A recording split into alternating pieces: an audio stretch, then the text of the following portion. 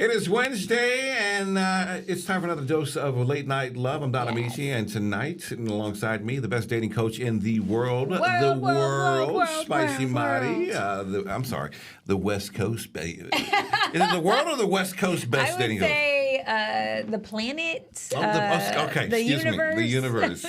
How has Hump Day been treating you? I told you, wild. Yeah, really though, right? No, it's been good. It's been good. I've been crazy busy, but it's been good. Highlight of your week this week? Anything? Highlight of the week. Finding what I think is a contractor for the pool that we want to build. Oh, okay. Yes. You always got a project going on. I know. I am a project. Listen, I look on your Instagram. You're having the time. Every time I look on your Instagram, you're dancing with hot girls. Somebody's just having the time of your life. I'm trying to. That's my marketing for my friends. I'm trying to get them hitched. What's up? Oh, really? Yeah. I'm with it. That's how I market them. Look at me and my cute friend. You want her? Oh, is that what it is? I don't know what. Every time I turn around, you're at a party or they're celebrating something. I'm like, what is going on? And beautiful girls, you guys travel in packs. We try. I gotta have you and Amber come out with me so I can hitch both of you. Absolutely, come on. All right, so listen. See, I manifested this. Spicy, how can I get down? Next 2 hours, Spicy, I ain't going to be holding it down, delivering some good conversation. We're going to be talking about relationships, love, and romance, all the good stuff that's going to make you feel good throughout the night. Yes. You're going to hear a lot of points of views from us and guests from a wide range of social media creators tonight. And we want you to get in on the conversation. Give us a call, 310-369-0400. Yep. If you're the first caller, we'll send you some Fox Soul swag that we have right here Soul. on the table. We want you to, and we want to invite you into the conversation and add it to the conversation. So, Spicy, we're old enough to remember when meeting someone happened primarily in real life. You see someone across the room, make some eye contact with them, maybe... whisper some things to them. I remember being on the bus and doing the number thing with the What's the number thing? You were like 213. Oh. You know what I'm saying? You flirting trying like to that. give them your digits. Yeah. Maybe we smile across the way or to do a couple of winks. A little winky wink. Tonight we're going to be throwing things back to flirting. What happened to flirting? Is it a lost art? It's such a beautiful skill set that I don't think we practice enough. I think there's this huge avoidance around it for embarrassment reasons, rejection, and if you don't use it, you lose it. There always was this thing in my head of this woman yelling at me, "Get away from me! I don't want to talk to you." I think a lot of guys have that rejection of a woman, and I have no idea where that has come from. Yeah, maybe there was one bad experience that from a female at one point, and that's kind of stuck, and so that you have this rejection piece of bam, this you don't want to get hit with that. But some women are good at rejection, and they'll be like, I got a boyfriend, and then you just have to accept that curve, respect that curve, and move on. Well, He's a lucky man. It's nice to meet you. He's a lucky man. Hey, you have a blessed day. It's so great to see you. Yeah. And keep moving like What's that. your flirting technique? What's your tactic? What's your go-to? My go-to is hi, how you doing? I just want to say you are so beautiful. What's your name? Compliment. I start with a compliment. What's your name? I just want to say, I got to be in the mood for flirting though. The mood gets my confidence up. Okay. You know what I'm saying? To where I'm just like... So is it a time of day? What does that look like? You have to be in the mood. I just gotta be in the mindset for it. It's I gotta be flirty Don. Flirty Don is just confidence is through the roof. You could shoot me down and I won't care. And then other times it's if I'm not in the mood for it, I'm I can't handle rejection. Is it dependent today. on a good night's sleep? Is it dependent on your outfit? What's it dependent on? I don't know. It's just depending on how I'm feeling that day. How I'm feeling that day depends on how I can flirt with a woman. I can sit there and I can go talk. I can be very talkative. I can be very gregarious. I can sit there and flirt with you. I try to make it a point though to talk to a lot of people. Yeah. And try to be flirtatious, and just try to be gregarious with people and see where the conversation goes. Will you ever approach women who appear unattainable and just shoot your shot anyways? Or do you only go over the prey that you think you can take down? I like to flirt with older women. But I will flirt with everybody. You know, I will shoot my shot with everybody, or I will start a conversation with everybody just to see where it goes. Like, who will take the bait? Who will take the bait? The problem is sometimes it's kind of hard because you don't know, like you'll start a conversation and it's like pulling teeth sometimes. Yeah. And so you're like, I don't want to be, I'm always with this thing of like, I don't want to be pestering you. So like, I'll just kind of like put a couple of feelers out. I don't want to be that guy. I'll put a couple of feelers out. I'll see if you want to have a conversation. I'll put a little testers out. And if you're not picking up with what I'm throwing down, I'll let it die on the vine. Do you think that dude should take the first, like, no thank you or rejection? Yeah. Okay, so they should just leave it alone after she's like, no thanks, you're not my type. We're taught to, like, go and get her. But, like, what I've learned about women is that if you are into us, we'll know right away. So if I put a feeler out to you and, you know, you are not really giving me any kind of like, really kind of like, I like this vibe, then it's just really not there. Like, I'll know right away whether you're into it or not. Do you come bearing gifts or offering anything up? Yeah, let me buy you a drink. Okay. Let me buy you a drink. Or you want to I'm like, at least buy a little time. Yeah, like, can I buy you a drink? Like, can we have lunch? Yeah. Or where are you going? Can I walk with you for a little bit? You know, but I'm always cognizant of, like, I don't want to be too creepy. I don't want to be that guy that's just like, I don't want to be hogging your time up. I'm very cognizant of, like, you don't know me. I'm a guy who's approaching you out of nowhere, and so I just want to be very gentle with your time and with my approach to you. So I'm gonna come to you. I'm gonna talk to you. You should use that though, like your own thoughts is actual flirtation. So you just said, you know, you're a stranger. You don't know me. So then use that. You should say, I like that. We're strangers right now. And I don't want that anymore. I don't want us to be strangers anymore. Ooh, like use that. your own, like, reword it, but use your own material. Like, how can we put a stop to that? Like, you know what I'm saying? Like, yeah, I find if you start talking to people, like one of the greatest TED Talks I saw said, if you want to change your life, start talking to people. And so I find if you start talking to people, it demystifies the whole rejection aspect of it. And of course, you're going to run into some rejection from people. Yeah. A lot of people have the resting bitch face that, you know, we walk around with. And so they seem unapproachable. They just may be in deep thought. I have that. And sometimes I'm just deep into my thoughts and into my own mind. You know, and so, but, you know, just talk. I just had a client say to me, why do I have to smile? And I'm like, you want to make it, if you are looking to trying to receive love and trying to receive approaches, you want to make yourself approachable. And you may not even know that you are making yourself unapproachable. You know what I'm saying? And so walking around with a smile, walking around approachable, walking around, you know, with joy and it's love, you know what I'm saying, makes yourself approachable. And it's something you have to practice because if you're not used to doing it, it's a skill that you have to learn. Yeah. You know, otherwise you're just going to be walking around with maybe a face that is just like you got a lot on your mind. Well, a lot of people feel like, why should I have to be, you know, performative, or why should I, you know, if that's how I feel inside, why do I have to like declare it? And I'm like, if you're happy and you know it, then your face will surely show it. Yeah. Like you've got to, people need actual cues to know how you're feeling. Yeah, men are always looking for permission, you know, and so if you like a guy, he's looking for that permission to like either talk to you more or ask more questions or go in for like, can I get your number or whatever, you know. And if you're not giving these cues for him to pick up on, he's not, you know, gonna necessarily know what to do. Yeah. If you don't give him the cues, he's going to be clueless. Yeah, we've passed the time of me clubbing you over the head and dragging you with your head Those were the home. good old days. Yeah, the good old days.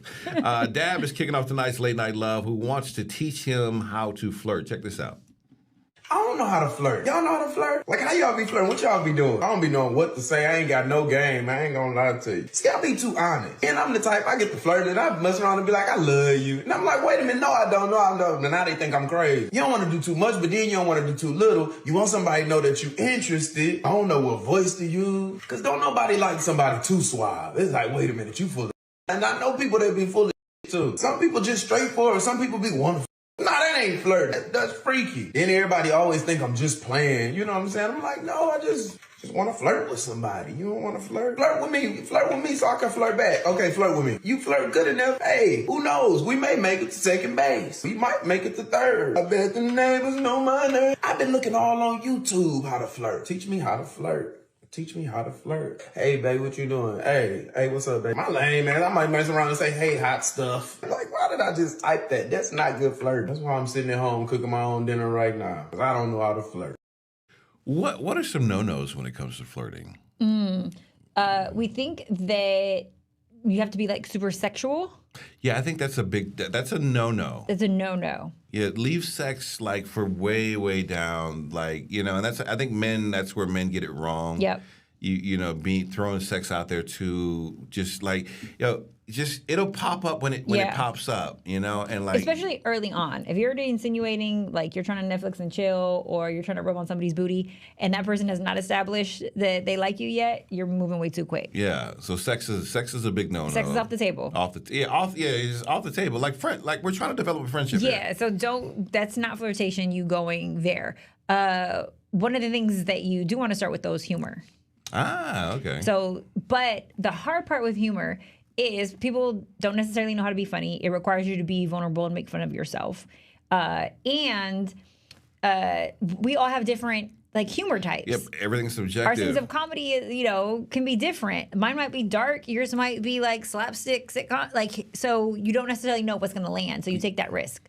Yeah, women are like, wow, you trying to be funny, but then they're like, oh, you're corny. Or the corny part, or the talking trash part. Sometimes people's humor is, you know, negative. At the expense of somebody else. Which is, I think, it's another thing that you need to stay away from. If your humor is degrading someone else, stay away from that. You know, keep it cute. Mm-hmm. Keep everything cute. No put downs in your humor. No put downs. Keep everything cute. Keep it light, and keep it light and fluffy. You know, because this is like you're trying to get, you want to stay away from everything negative at the end. In the beginning, after you get just a little bit more comfortable, you can start to challenge and talk smack. Yeah, because really, they don't know you.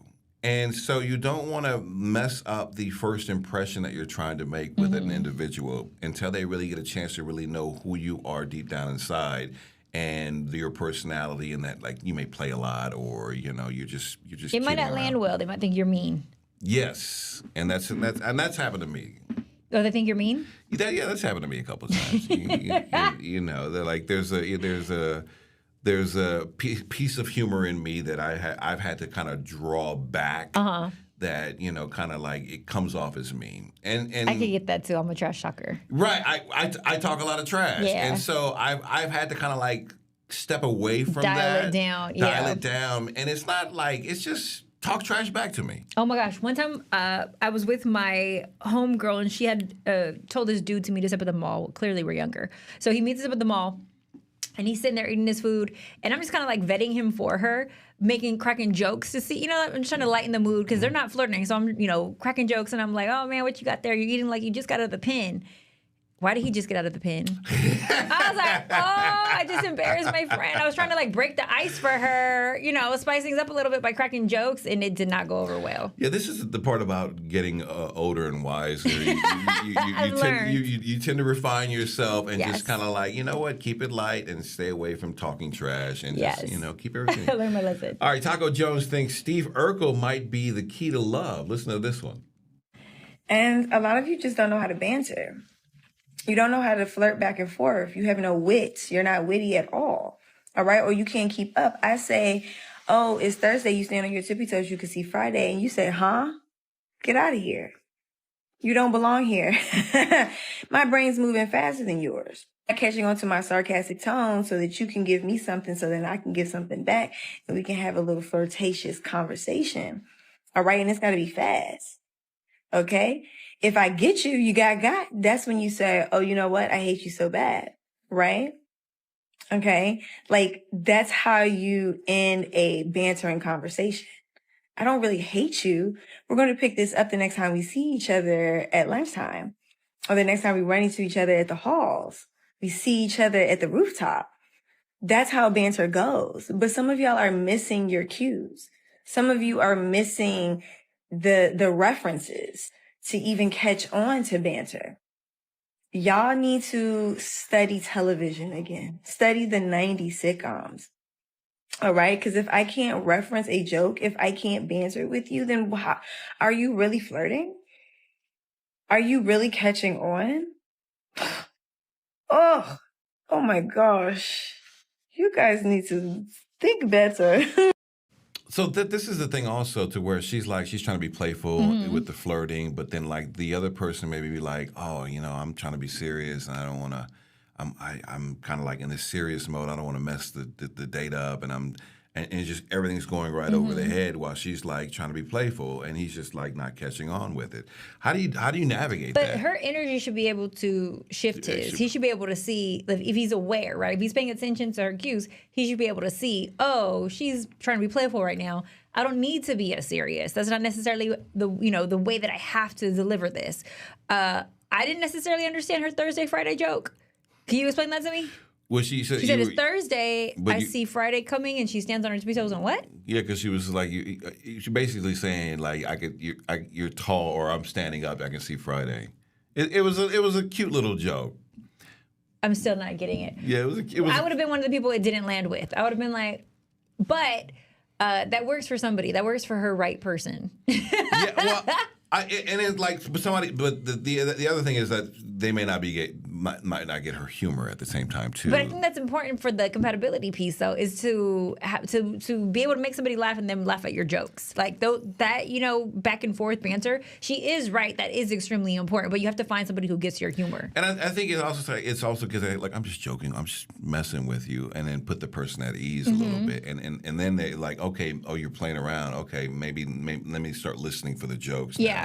Because I think that's also another thing. Because sometimes people may be in two different mind frames to where they're thinking everything you're saying is literal, and not. That's the part. Right. Instead of listening for the joke and being at ease and like, oh, you're just playing around. Yeah. They're like, what?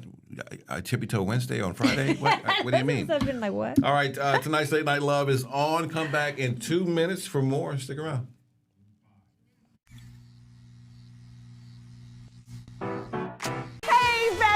What is a bestie? I like you.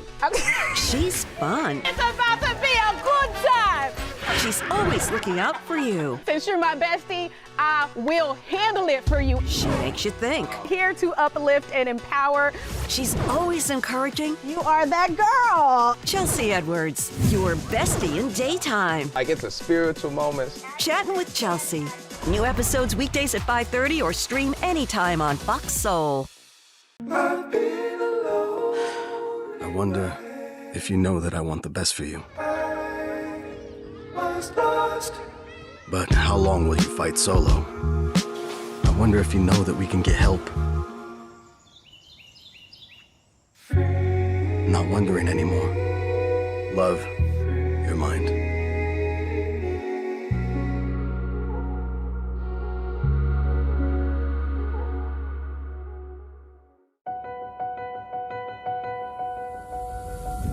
As we work to get through these times together, you may not be thinking about blood donation, but blood is needed to save the lives of people who are sick with a range of illnesses.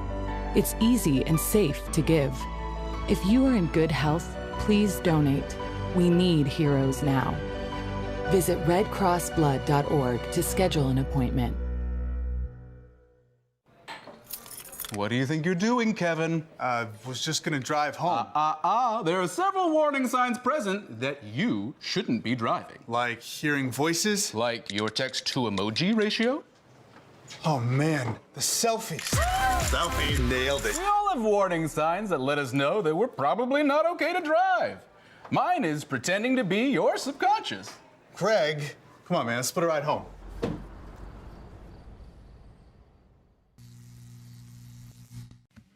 Well, do you believe in the art of flirting, or have you tried or do you have a tried and true method for attracting the person you're interested in? Share the method with us. Dial the number on the screen at 310-369-0400. So, Spicy, what's special about flirting, and what does it do for someone's self-esteem, both as a giver and a receiver? I think when you practice it, it builds your skill set, makes you stronger and confident. But when you receive the flirtation, it also makes you feel like, oh, I'm still desired. I still got it. It does. I'm still wanted out here in these streets. Like, I think it makes you feel, seen. It's a piece of intimacy, right? Like you're sort of kind of like, well, I wouldn't call it intimacy because I don't think that it's an attempt to like go into great depths and form this like ultimate bond. I think it's just an initiation tactic. I think flirting is a little gateway, a little crack for you to walk through. So it's not serious. No, I do not think that you should take flirting that serious. What actually makes flirting sexier is that it's playful, it's childlike. So I thought flirting. You're taking a risk. Oh my God! I thought, but you're being fearless with it. I thought when you flirted with me, you liked me, you loved me. I flirt with everybody. Oh my God! Oh. I want everybody to feel special. Oh my God! You're playing with my heart.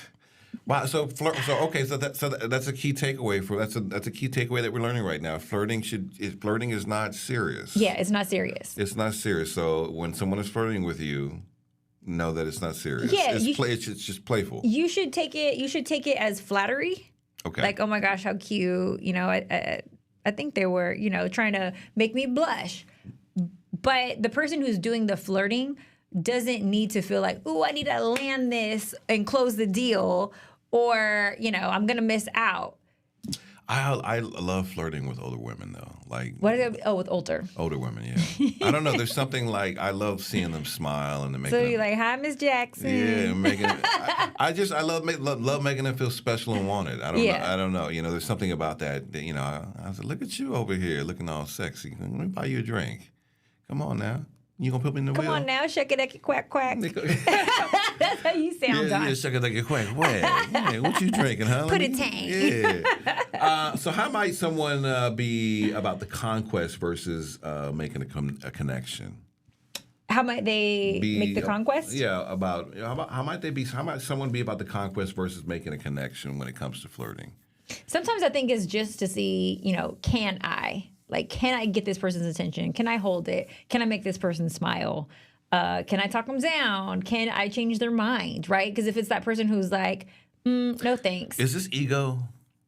I think it's a fun challenge. It's a fun challenge. We got to gamify it, right? Like, in order for us to take the high stakes involved, we have to make it fun. I'm going to start flirting with people this week, and I think... All right, I say flirt with everybody. You've given me instructions that it's playful, that it's not super serious. Yeah. And then, you know what? Go out there and practice the skill set and just see where it takes you. Flirt with everybody, especially for men. It's easier for you guys because you can flirt with single or married, and both are extremely flattered. If a woman flirts with a married man, it's like, oh, she's trying to take my one and only, like it's a little bit more serious. Okay. Smooth learned the hard way to use his powers for good instead of ego. Check out his share, then hit the chat. Being flirtatious is all fun and games until you flirt it a little too hard. And what I mean by like flirted a little too hard, you like damn near flirted yourself into a relationship that you weren't even trying to. And we all done been there. We know what that shit feel like. And like you be sitting there, you be like, damn, maybe I should have did this. I think I took it a little too far. And then now I feel kind of bad because they didn't know that I wasn't trying to take it this far, but they perceived the flirt that I was giving off as being like, yeah, like I really want this to work. And you like, damn, how am I going to get out of this now? Like, I done told y'all I done worked at hella warehouse jobs, right? And every warehouse job, you always have somebody to talk to. We know that. And it was this one chick, bro, I was working at the warehouse with in particular. I ain't gonna say which one, but yeah, bro, we was working there. And I was like flirting like dumb hard. Like I was laying that on thick. And I mean, you like lay it on thick with people like that you know you're not trying to be with for real. I don't know why it'd be like that, but that'd be the best time to flirt. And I'm talking about we was getting into it over, you know what I'm saying, over a few weeks, just drop it here and there, whatever. And then it got to the point where it got a little too serious. Started trying to kiss me and shit at work. And I'm like, hey, what the f are you doing? And I'm sitting there and like, she like legit kept trying to do that shit and then was feeling away. And I'm like, hey, all right now, like, what the f did I get myself into? Cause what are you doing? And then I had to be like, you know what? Nah, I gotta try to pull it all the way back. Cause I f***ed up. You've taken this a little too far now. And it's my fault. You know what I'm saying? I understand. I had a big part to play in that with the way I was flirting. But I thought that you would catch on that me flirting with you was just me flirting with you and not me trying to take it a little too far with you. But obviously, you didn't get that memo. So now I have to pull this whole thing back. And then now you're going to hate me for it. But hey, that's life. So what do you do if you hook someone's heart with the flirt? Here's the thing. You get them excited, right? Right. Because they're like, oh my gosh, someone likes me. Yeah. Someone likes me. So that's the problem with it. The problem is if you're a person who's not used to being liked, when someone does give you attention or flatters you or gives you, a little compliment, it means so much more because you just assume that nobody wants you. So that the moment that somebody does express some friendliness or kindness, you latch onto it. It means so much more. You hold it with so much high value. Where if we flirt with everybody and we, it means less. You are getting used to being out there. You're putting yourself out there. So someone who doesn't get that much attention is really kind of, I don't want to say they're a recluse, but they're not really putting themselves out in situations. Or like give attention, right? So oftentimes it's not just like getting attention, it's giving attention. So if you give attention, you're more likable. If you give attention, you have more people thinking that you like them. Therefore, you become more likable. The magnetic That's the magnetic aspect. Of things. Yes. To where you're I like her. Well, no, it's just because she likes you. So, but that is something that, is the art of it that people need to, get more comfortable with. Yeah, I thought everybody who flirted with me wanted to marry me. And I was just like, oh, wow, it's like fishing. That's all it is. It's just, let me throw you back. Thank you. Yeah, but charm is cute. I love charming personalities and witty personalities. I'm like, I eat it up. From the chat, Marlon Cozy says, women with a good sense of humor is a turn-on because they don't see everything and life so serious, which makes flirting fun and easy. And you know what? You're right. People who have a good sense of humor, it's great to be around them because everything, like, especially now today, everybody's in this serious mode. And a lot of it is like life. When you hit a certain age, you are dealing with so much, whether it become kids, bills, mortgage. Responsibilities. And so your life is like in this, I don't want to say trouble mode, but this worry mode. Yeah. And so like when somebody comes to you with a flirt or, a little joke, you're just like, it's going over your head and you're just like, what? Yeah. And so you're just not in the mood to kind of catch it. So it's nice when you can run into somebody with a nice sense of humor. Keep the playfulness up. Like, yes, we're adults, but it's okay to shift into your childlike self throughout the day. Like at some point, you got to give a little childlike self, at least an hour to come out. I am all about that. I'm a big opponent of nurturing that inside of you. I feel like, we don't do enough nurturing and letting that kid play a little bit. We kind of lock that kid that's in all of us up once we hit a certain age because it has to be this grown individual. Yeah. And things have to be serious. Everything has to be serious all the way through. Like I feel like even in people like Donald Trump, there's a little kid inside of him that wants to come out and play. At some point, you're like we all have that child inside of us at the same time. So, yes. Top shelf behavior. Listen to Yadil explain a forbidden fruit theory. Who knew?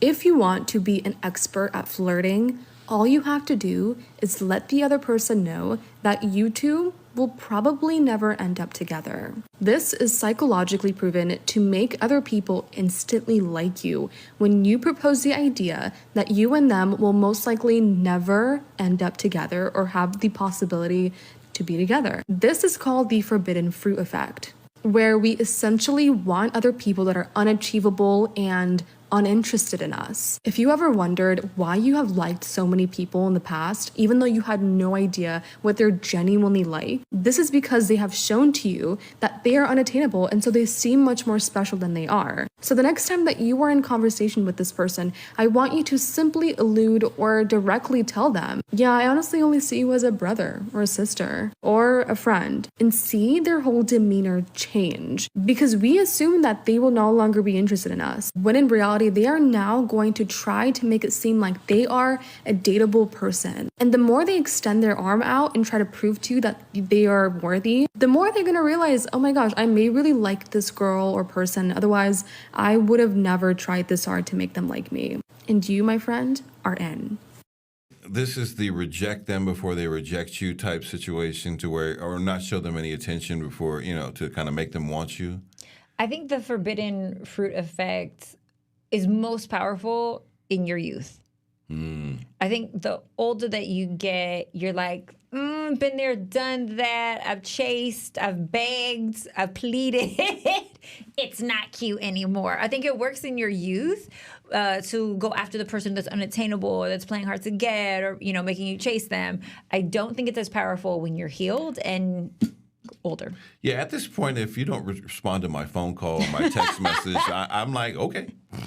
Yeah, you leave me hanging on a vine. I said, let me put you in the delete file, and then I won't even block. I'll just delete the conversation. I just go, all right, that was fun. You're like, bye. Yeah, bye. See you later. It's all good. But you're all right. The forbidden fruit when you're young. But I do think that there's something to be said though about like the mystery aspect of it. I think when you aren't 100% always available and accessible, I think that can be sexy, even in relationship, but I don't think it should be unattainable. Yeah, that's one of the 48 laws of power of keep mysterious about you and make yourself always not attainable or not always reachable. So people feel like, there's a mysterious thing about you. They're like, why is he not always available? Why is she not always available? Like, what's going on with that? They picked up my call yesterday, but now they're not answering me today. Yeah. Like, what's up with that? But there is something. If you want a healthy relationship, though, that's the only thing is that you're going to be triggering that like anxious attachment style that is going to dysregulate them and lead to a whole can of worms. I'm not a fan of none of these games. I'm just a fan of you like that's me. because you get your feelings hurt easily. No, listen. You like me. I like you. Okay, we're together. That's what. But it's not. We're not dealing with things that are that simple. I wish life was that simple. We're dealing with people with different types of subconscious beliefs and things working against them, and that sometimes you got to play these little ratchet games. I also think it's awesome when you really just are busy and you have a life. Yeah, that is That's true. even sexier when it's real. Yeah, well, no, and that is true. Like, people are busy. People have things that are going on, and dating may not necessarily be a priority, or you try to fit it in when you can get it in, and I will get to you when I can get to you, and sometimes you got to be okay with that. It's like, hey, I got to work. I got, I got a party to go to. But Don, you've gotten those like, well, you could have at least texted me and let me know, like, communicate. I might, but even that's exhausting. I'm like, oh, you got time to do this and that. I'm like, I've gotten those, like, you don't have 5 minutes to text me or call me. And I'm like, but then, it's not about 5 minutes to call or text you. I got to prepare myself. Like an intentional message. An intentional message or an intentional phone call. I got to decompress. I gotta create the emotional energy for you. So it's more than just 5 minutes. It's more like an hour of like, let me pump myself up and get ready for this, because I gotta like create space for you in my brain to like, hey, how are you doing? I've been thinking about you all day today. Listen, when are we going to get together? You do have to turn it on. You got to turn it on, and sometimes I just don't have the energy to turn it on for even a text message to say, hey, how you doing? I do feel that. Yeah. Like, I'm huge on pretend to care, but I also know when I'm tapped out. Look, I got invited to a birthday party, and I was like, I can't make it. I just don't have it in me. I fell asleep on the couch, Somebody says, that's not flirting. That's not the light thing Spicy was talking about. What do you mean that's not flirting? What? Yeah. Well, sometimes I don't have the bandwidth to pick up the phone. Yeah. That's not flirting? Well, the reason why you not picking up the phone isn't flirting is because you are being negligent, right? Like, you're being negligent of the person's, feelings, negligent of investing any energy or time. And so it's actually unsexy because you aren't inconveniencing yourself for someone, because if you inconvenience yourself for me, I'm special. Somehow it's Don's fault again. It's always my fault. Don is over here dying a slow death, but it's my fault. I'm from the era of like cheesy, like cornball, like dialogue for flirtation. You know what I mean? Like, if you were the last woman on earth, or if you turned into, I like literally will turn to my husband and I'm like, if I turned into a green alien tomorrow, would you turn in one with me? And he's like, absolutely. I need to hear that. That poor man. Beny Ashburn, co-founder of Crowns and Hops, joins tonight's Late Night Love after the break in 2 minutes. Do not go nowhere.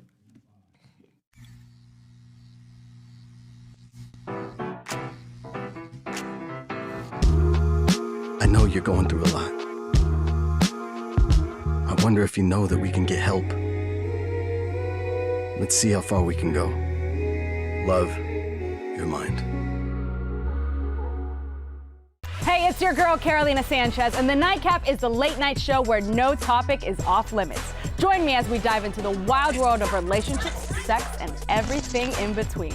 From hilarious dating disasters to steamy secrets, you know we've got it all. We've got celebrity guests, expert advice, and a cocktail in hand. The Nightcap is your guilty pleasure. So grab your drink and tune in because the best stories start after dark. The Nightcap. New episodes weeknights at 10:30 or stream anytime on Fox Soul. What do you think you're doing, Kevin?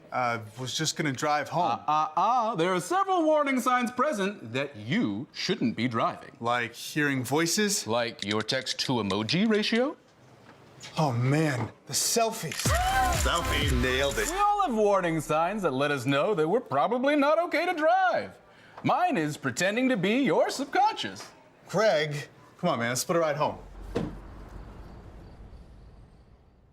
Ready to lose track of time the best way possible? Rolling! From the funniest videos to the wildest things online, we do the scrolling so you don't have to. It's Usher.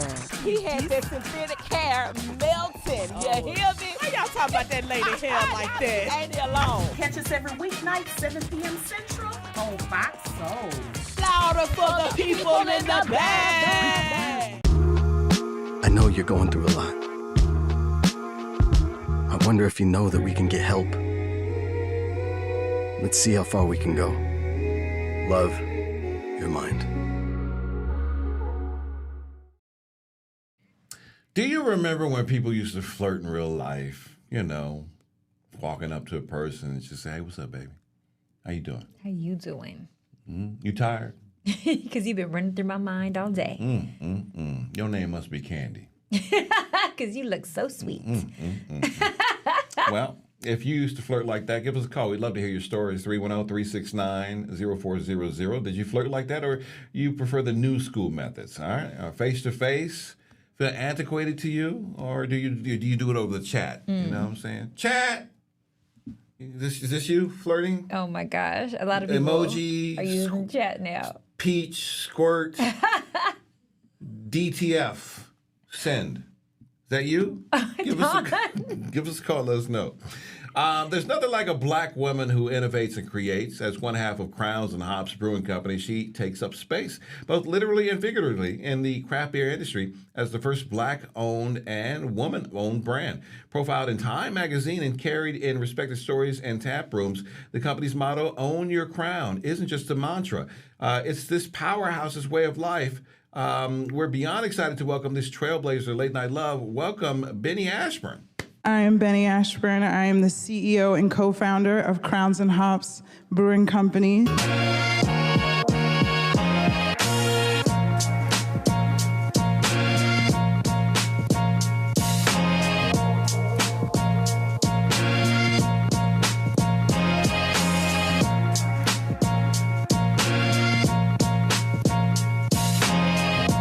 I think if we look around, you can see we have a long way to go.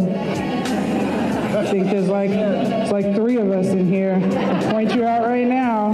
But I'm excited to see that they're women, so yes. All right, Beny, welcome to Late Night Love. Hey. So are you Virgo? I am. Yes, it's Virgo season. Virgo that season. means she's extra. She's over the top. What day was your birthday? September 1st. So I started the month. Yes, you're right. I'm a September 1st Virgo too. So are you kidding me? You're the same birthday? September 1st, 78, baby. Come on now. Oh my God, September 1st, 78. Oh, we are twins. Oh, you're the first 78. You're the first September 1st, 78 I've ever met. Oh wow. Oh, that's amazing. What hospital were you born in? Hollywood Presbyterian Hospital. That's where I was born, here in LA. I was born in New York. I'm a New York. Oh, okay. Yeah, look at that. Okay. We weren't twins separated at birth. We're Okay. twins separated at birth. Listen, well, it's a pleasure to meet you. Also, this is the first time I've ever met a woman who loves beer. I was really like, whoa. Yes. Oh, she got the beer in hand. Absolutely. You've got to tell us about this company because it seems like such a male-driven. When we think about beer or cigars, we think about guys. But you're a lady dominating in it. Tell us about your company.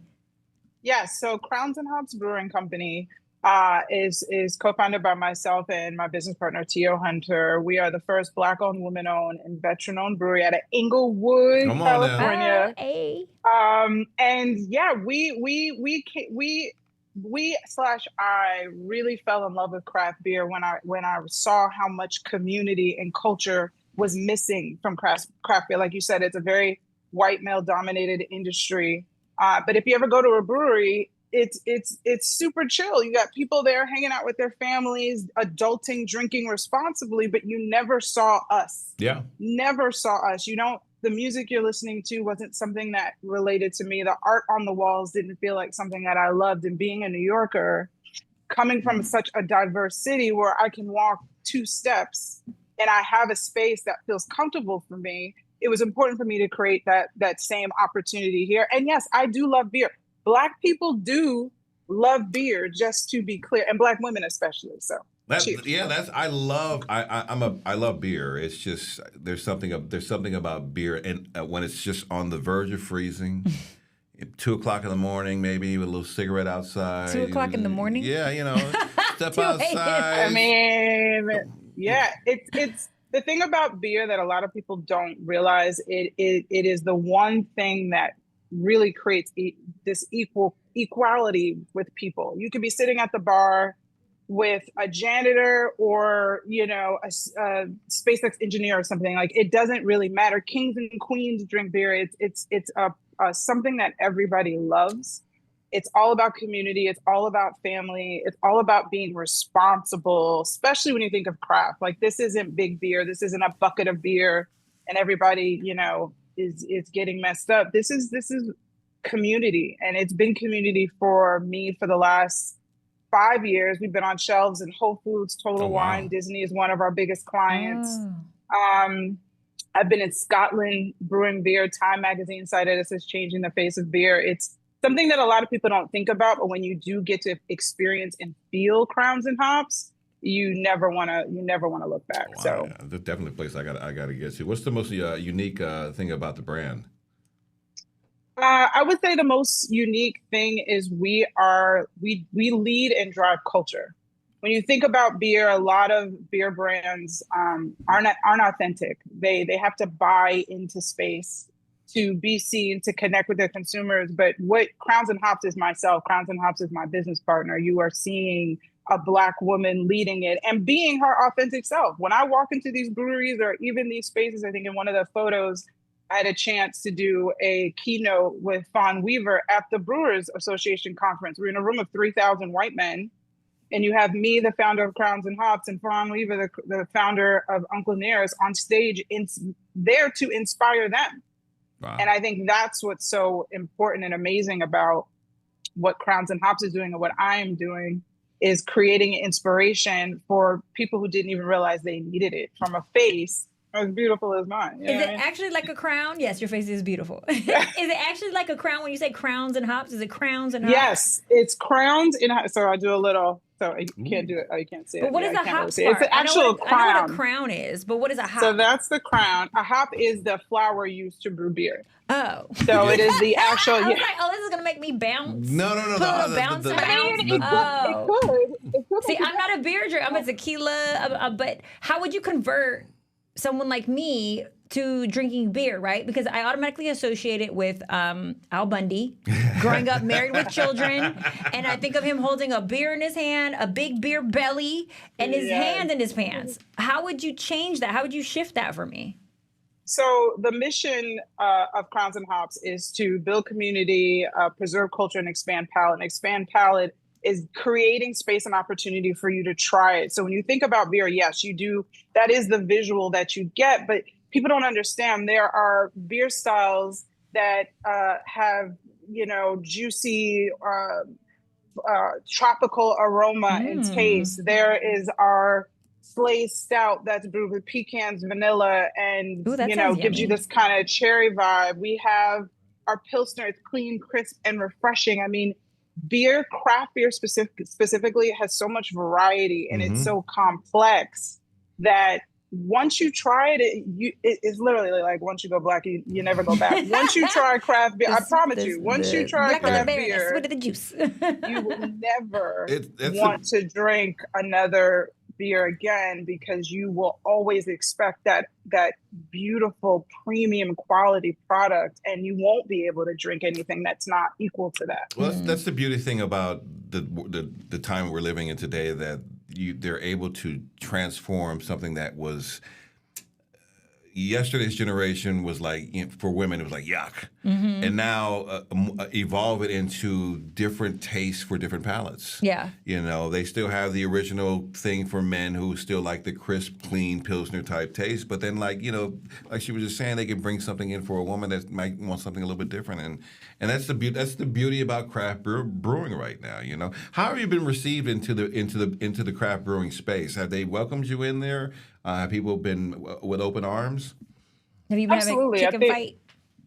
No, you know, surprisingly, if the industry needs me, it needs us, because if we don't diversify the consumer, then who do we have left? Yeah. Right? If it's the same people buying the products over and over again, then no one's making any money. Yeah. And there are so many brown and black consumers being left off the table that love beer, but they don't feel connected to any one particular brand because they don't see themselves. Yeah. So when they go to the store, they're going to what they know, but what Crowns and Hops does is give them the opportunity to go to something that we know is a representation of them, and we're doing it for them. So it makes the difference. You got to accept us. I wish you would. Like, you know what's so funny is, like, I don't have any loyalty to beer because my flavor palette rotates, and so, you know, it'll be Modelo one time, it'll be Pacifico, it'll be Sapporo. You know, it just rotates depending on. I may get tired of one, but like I would love to find something like your brand and stick to it. You know what I'm saying? Just because of what it represents. And the loyalty I would love to have to it. Like I've never seen a black owned beer, and I would support that. Oh, you know, I think what the most emotional part for this for me is when I get a text or we get a DM that someone was in the store and they found the beer, or you go to a party or an event and someone brings your beer. And the excitement they have about being the representative, it's almost like making everybody brand ambassadors. You feel good when you're introducing people to something new or something, you know, that is for them. And that's what Crowns and Hops is.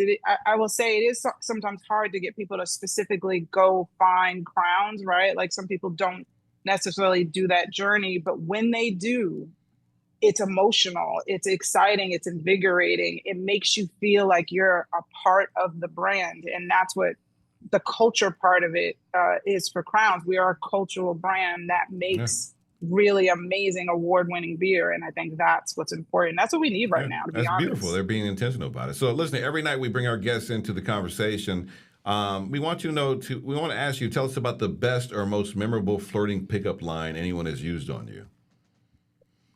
Ooh, you know, it's so funny. I can be honest. I'm actually not the greatest, like, overt flirt. Like, I think when I saw the topic, it was like wink, wink, the art of flirting. There was a point where I had to teach myself how to wink. Because I was like, you know, maybe if I learned how to wink from across the room and give them the whole, you know, but before I met my boyfriend, it was like, I would see someone from across the room and get nervous and scared. So instead, you guys are talking about humor. And that's where my sweet spot is I have this New York, I call it resting bitch face. So from a distance, you think, you know, and a lot of women have that, right? Like we walk in and you sometimes mistake confidence for arrogance or confidence for not being kind or vulnerable. So I have to kind of lead with like a soft opener to get you a little relaxed so that you don't think that anything about to come out of my mouth is going to be rude, because I'm far from it when you actually have a conversation with me. I'm very friendly, but I've got the sarcasm, I've got the wit, I've got the, so you're going to buy me a drink, or let me buy you a drink. It's one of those like cute, casual, I'm a really nice person, kind of flirty. But men actually don't, I think men are a little nervous to come up to me. So they're not really great. When did you realize you had RBF?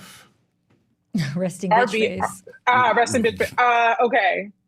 Well, I think there isn't a New York woman that probably. I feel like that's like associated with y'all. Like you guys, the stereotype. Like, we've been trained to get on that train and get to point A and point B without being disturbed or bothered. So you've got that but the minute I relax and I lean in and I say, make a little joke and I'm a little flirty, or I literally pull your whole guard down, they're so surprised and they're so shocked that they're like, oh, okay, so we're gonna have this little, and I'm like, yeah, that's how I got my boyfriend. I hit him with a funny little joke that he was like, oh, I wasn't expecting you to say that. And I'm like, yeah, I bet I did. I love it.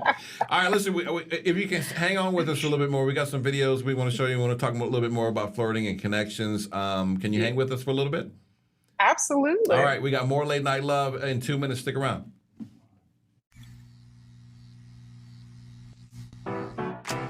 I was a quarterback at Hardaway High School. College first round draft pick. During the football season, I would stop eating. But I didn't know I was depressed. We didn't have any education behind what mental health was. I started to learn it starts here first. If this is together, I'll be better as a father and as a husband.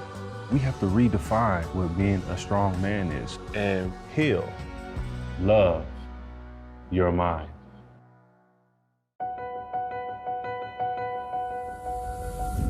As we work to get through these times together, you may not be thinking about blood donation, but blood is needed to save the lives of people who are sick with a range of illnesses. It's easy and safe to give. If you are in good health, please donate. We need heroes now. Visit redcrossblood.org to schedule an appointment. What do you think you're doing, Kevin? Was just gonna drive home. There are several warning signs present that you shouldn't be driving. Like hearing voices? Like your text-to-emoji ratio? Oh man, the selfies. Selfie, nailed it. We all have warning signs that let us know that we're probably not okay to drive. Mine is pretending to be your subconscious. Craig, come on, man, let's split a ride home.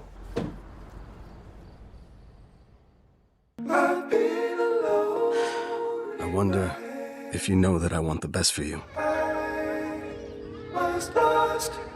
But how long will you fight solo? I wonder if you know that we can get help. Not wondering anymore. Love your mind.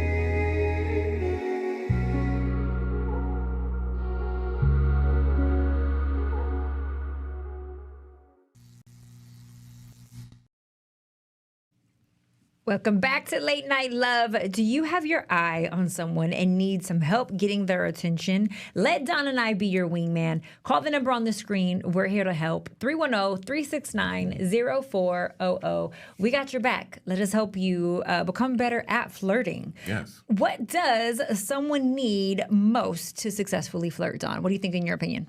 What's the most importante? A good disposition, a good personality, a good cheerful spirit. You know, I think that's the first thing that would be helpful. A good attitude, Christmas cheer, a good attitude, a good cheerful, disposition. A positive spirit. Yeah.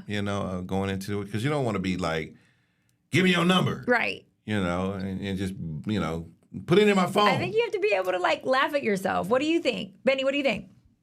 I think confidence. I think definitely confidence, because, back in the day, if someone came up to me seemingly scared, like I can't, you can't be scared of me and come up to me at the same time. Like I need you. And sometimes, honestly, the guy that would come up to me, who I might not have even necessarily been attracted to, their confidence was the confidence game was so strong. Yeah. And I was like, okay, you might be, I'm 5'7", you might be 5'2". And I'm like, wait a minute now. You stepped up to me with, The problem is, I think that most people aren't confident, right? Like that would be the natural, go-to of course, you need confidence. But most people don't have confidence, which is why most people don't go up to other people as much as you would think. And so because you are, is beer considered the same thing as alcohol? Is that in the same? Okay. Yeah, Okay, so absolutely, because you are an alcohol expert then, can you speak to what role alcohol plays in flirtation and confidence? That liquid courage. Come on. I mean, yes, I will say, so right now, Crowns and Hops is a taproom residency in downtown LA, right? Where you can come and physically experience Crowns and Hops. And I've realized it's become this like date spot, right? Or the space for like people come all the time and like, are you going to do a singles night? Are you going to, because it's such a speed dating casual, events. it's such a casual space to, you have a pint, the alcohol is like 5% to 7%. It's not heavy. It's not hard liquor. It's just enough to kind of loosen you up a little bit and, get you a little bit relaxed so you feel more comfortable to even if you don't have the courage to come up to me or someone, just you can stare at them from across the room. Or send me a Crown and Hops. Yeah. Send me a pint. Here we are. Send me one. Send me a pint. Send me a pint, and you probably will get a lot of girls falling in love with you. So I couldn't mumble my way into your life. That wouldn't No. work. Okay. I don't think you can mumble your way into a thing. What I can't be though is at a bar or a lounge and someone wants to talk to me and they're not sending me a drink. Like it's almost insulting. Like, do you see? Where's my drink? I'm thirsty. There are rules of engagement to talk to someone at a bar. Like if you're not buying drinks, you really what do you do? I think that's it. Well, that's the opening line. Hey, you guys, can I buy you a drink? Okay, Beny, I'm going to ask you this question. Since you operate in the alcohol industry, if you are out with a friend and a man is interested in you, should he send you just the drink, or does he get extra credit for sending the friend one too?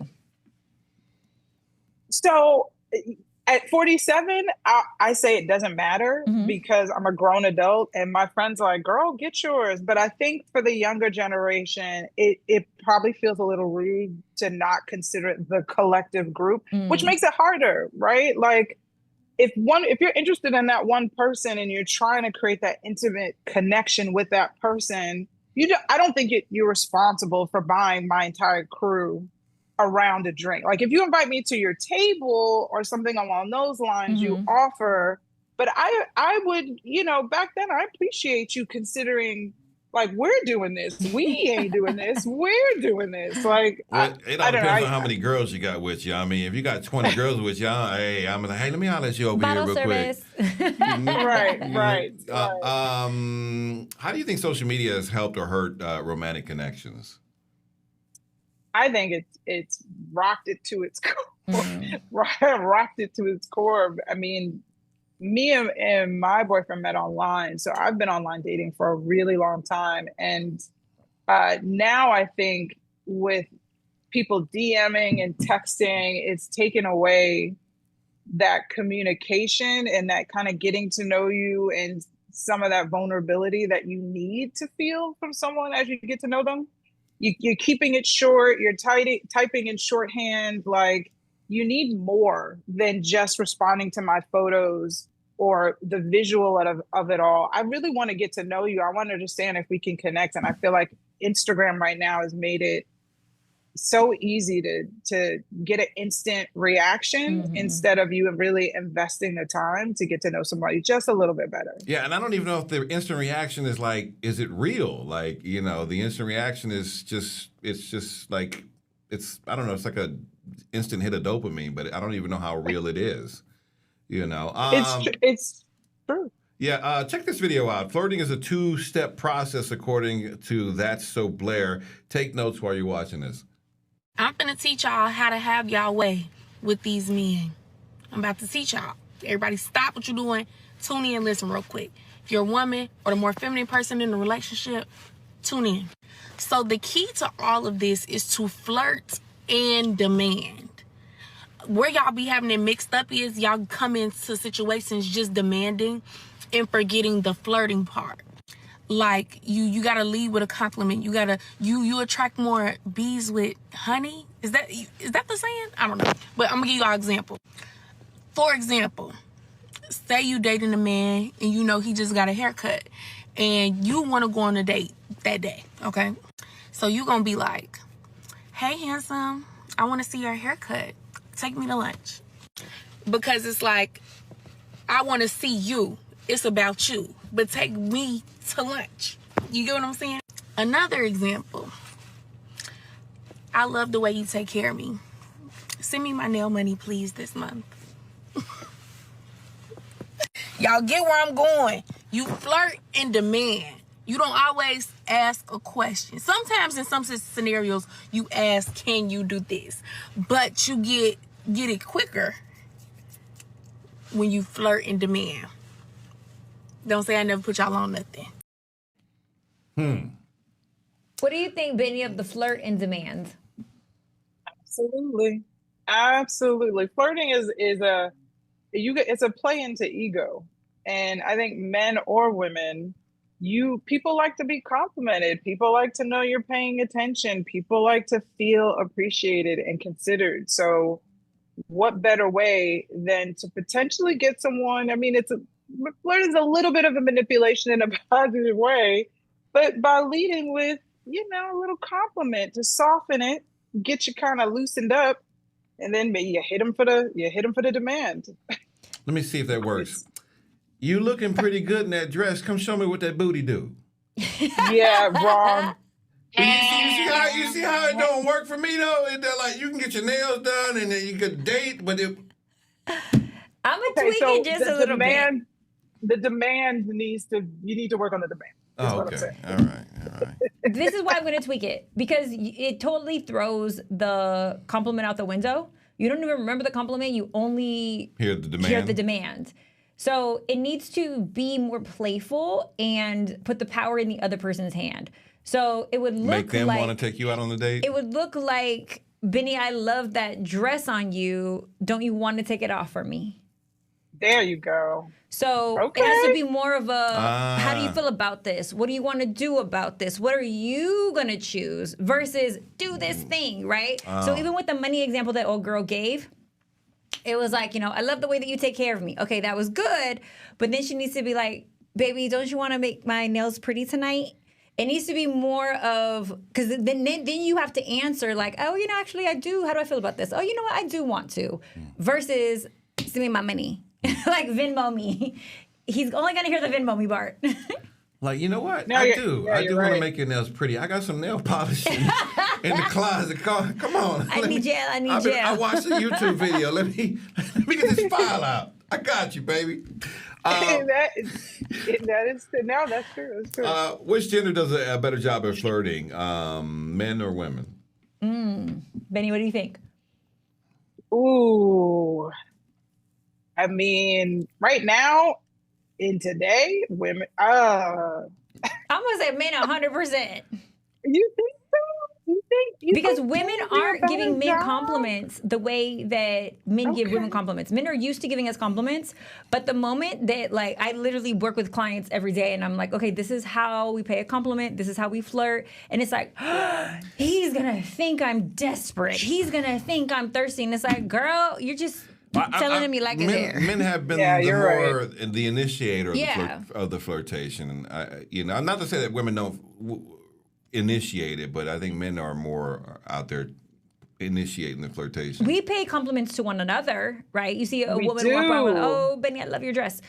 But when it comes to a man, I might actually think Don's attractive and not say anything to him. I just miss an opportunity because what if I throw him that compliment and he rejects me?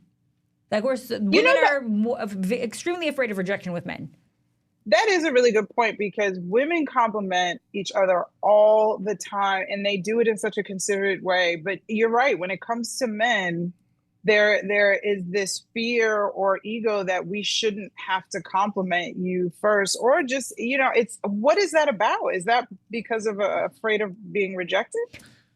Afraid of the rejection, and also I think it's old school wearing the rules. masculine hat. Yeah. I think it's just like the tradition has always been like that's not been your place of like the role that you guys have been put in. But listen, these young millennials are changing everything, so let's change it all. I do want to flip it on its head. One last question: what piece of advice would you offer someone struggling out there to meet new people? You said you met your partner online. I did. Is that something that you would offer them, or? I would, I think it's a lot more, it's a lot harder now, than when I was on and when we got together. Because I think everyone's on. I think you have to, for a lot of women, to the point we were literally just talking about, you have to put yourself out there, especially for women, just because right now, if I'm correct, there are more women than there are men. Yeah. So the thought that a man you just got to wait for someone to talk to you seems a little ridiculous in today's day and age. It is like absolutely ridiculous. If you see someone that you're attracted to or you want to get to know, and I have friends that are like, I won't talk to him. I'm like, why? Like, you're literally at home by yourself. Go talk to him and have a conversation. And if you want to go on a date or if you want to buy him a drink, go ahead.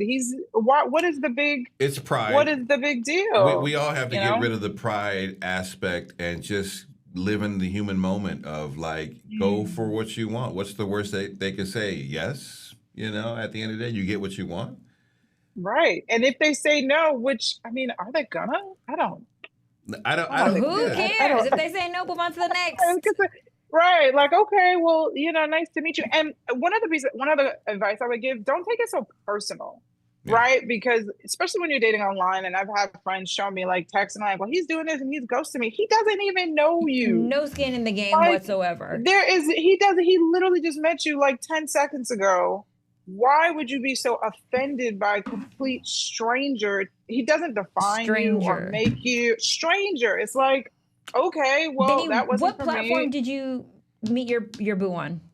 We met on Hinge. Oh, Hinge. Okay. Yeah, Hinge. A lot Hinge. of Hinge. Yeah. I'm saying it's not bad. A lot of people on Hinge. Yeah, I think for some the embarrassment and rejection may be a little overwhelming for them to kind of deal with. But you gotta get over it. You gotta go for what you want. It's not rejection when it's a complete stranger. A complete stranger. Like you literally just met this person 10 seconds ago. Listen, when you say it out loud, I get it. You were a stranger prior, you're a stranger after. No, it's not rejection. Still, you're like, this stranger didn't like me. What's wrong with me? You start going down the rabbit hole in your mind. Is he ghosting you, or does he not know you? Right. Like, what is? I don't understand. Or he could be gay, or he's having a bad day, or it could be 1,000 other things.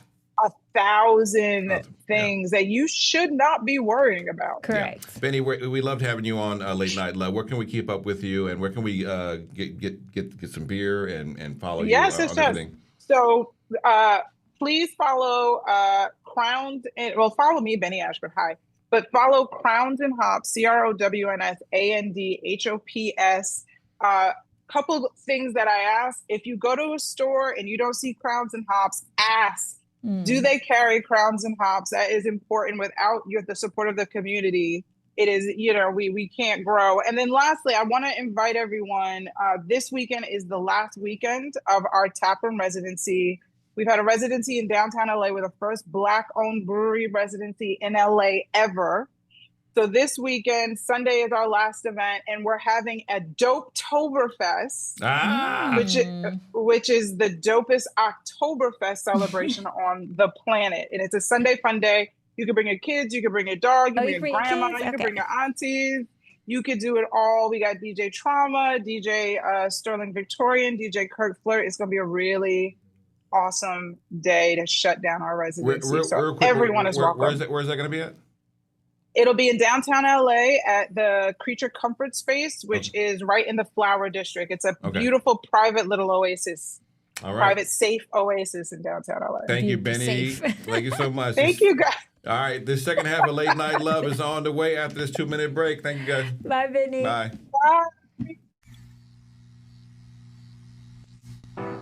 Well, on Fox Face Off, we tell the raw, unadulterated truth. Fox Soul Face Off. We are given the platform here with no fear. Always comes out swinging. We should be saying, hey, stop shooting and killing people. Nothing held back. They wanted black hip-hop moguls and artists to continue the feud. No punches pulled. And shut the hell up. You interrupt me all the time. Tune into the show where opinions collide. Fox Soul Face Off. New episodes weeknights at 9 or stream anytime on Fox Soul. Hey, it's your girl, Carolina Sanchez, and The Nightcap is the late night show where no topic is off limits. Join me as we dive into the wild world of relationships, sex, and everything in between. From hilarious dating disasters to steamy secrets, you know we've got it all. We've got celebrity guests, expert advice, and a cocktail in hand. The Nightcap is your guilty pleasure. So grab your drink and tune in because the best stories start after dark. The Nightcap. New episodes weeknights at 10:30 or stream anytime on Fox Soul.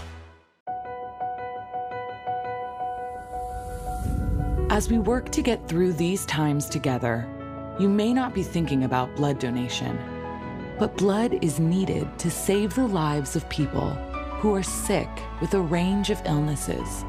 It's easy and safe to give. If you are in good health, please donate.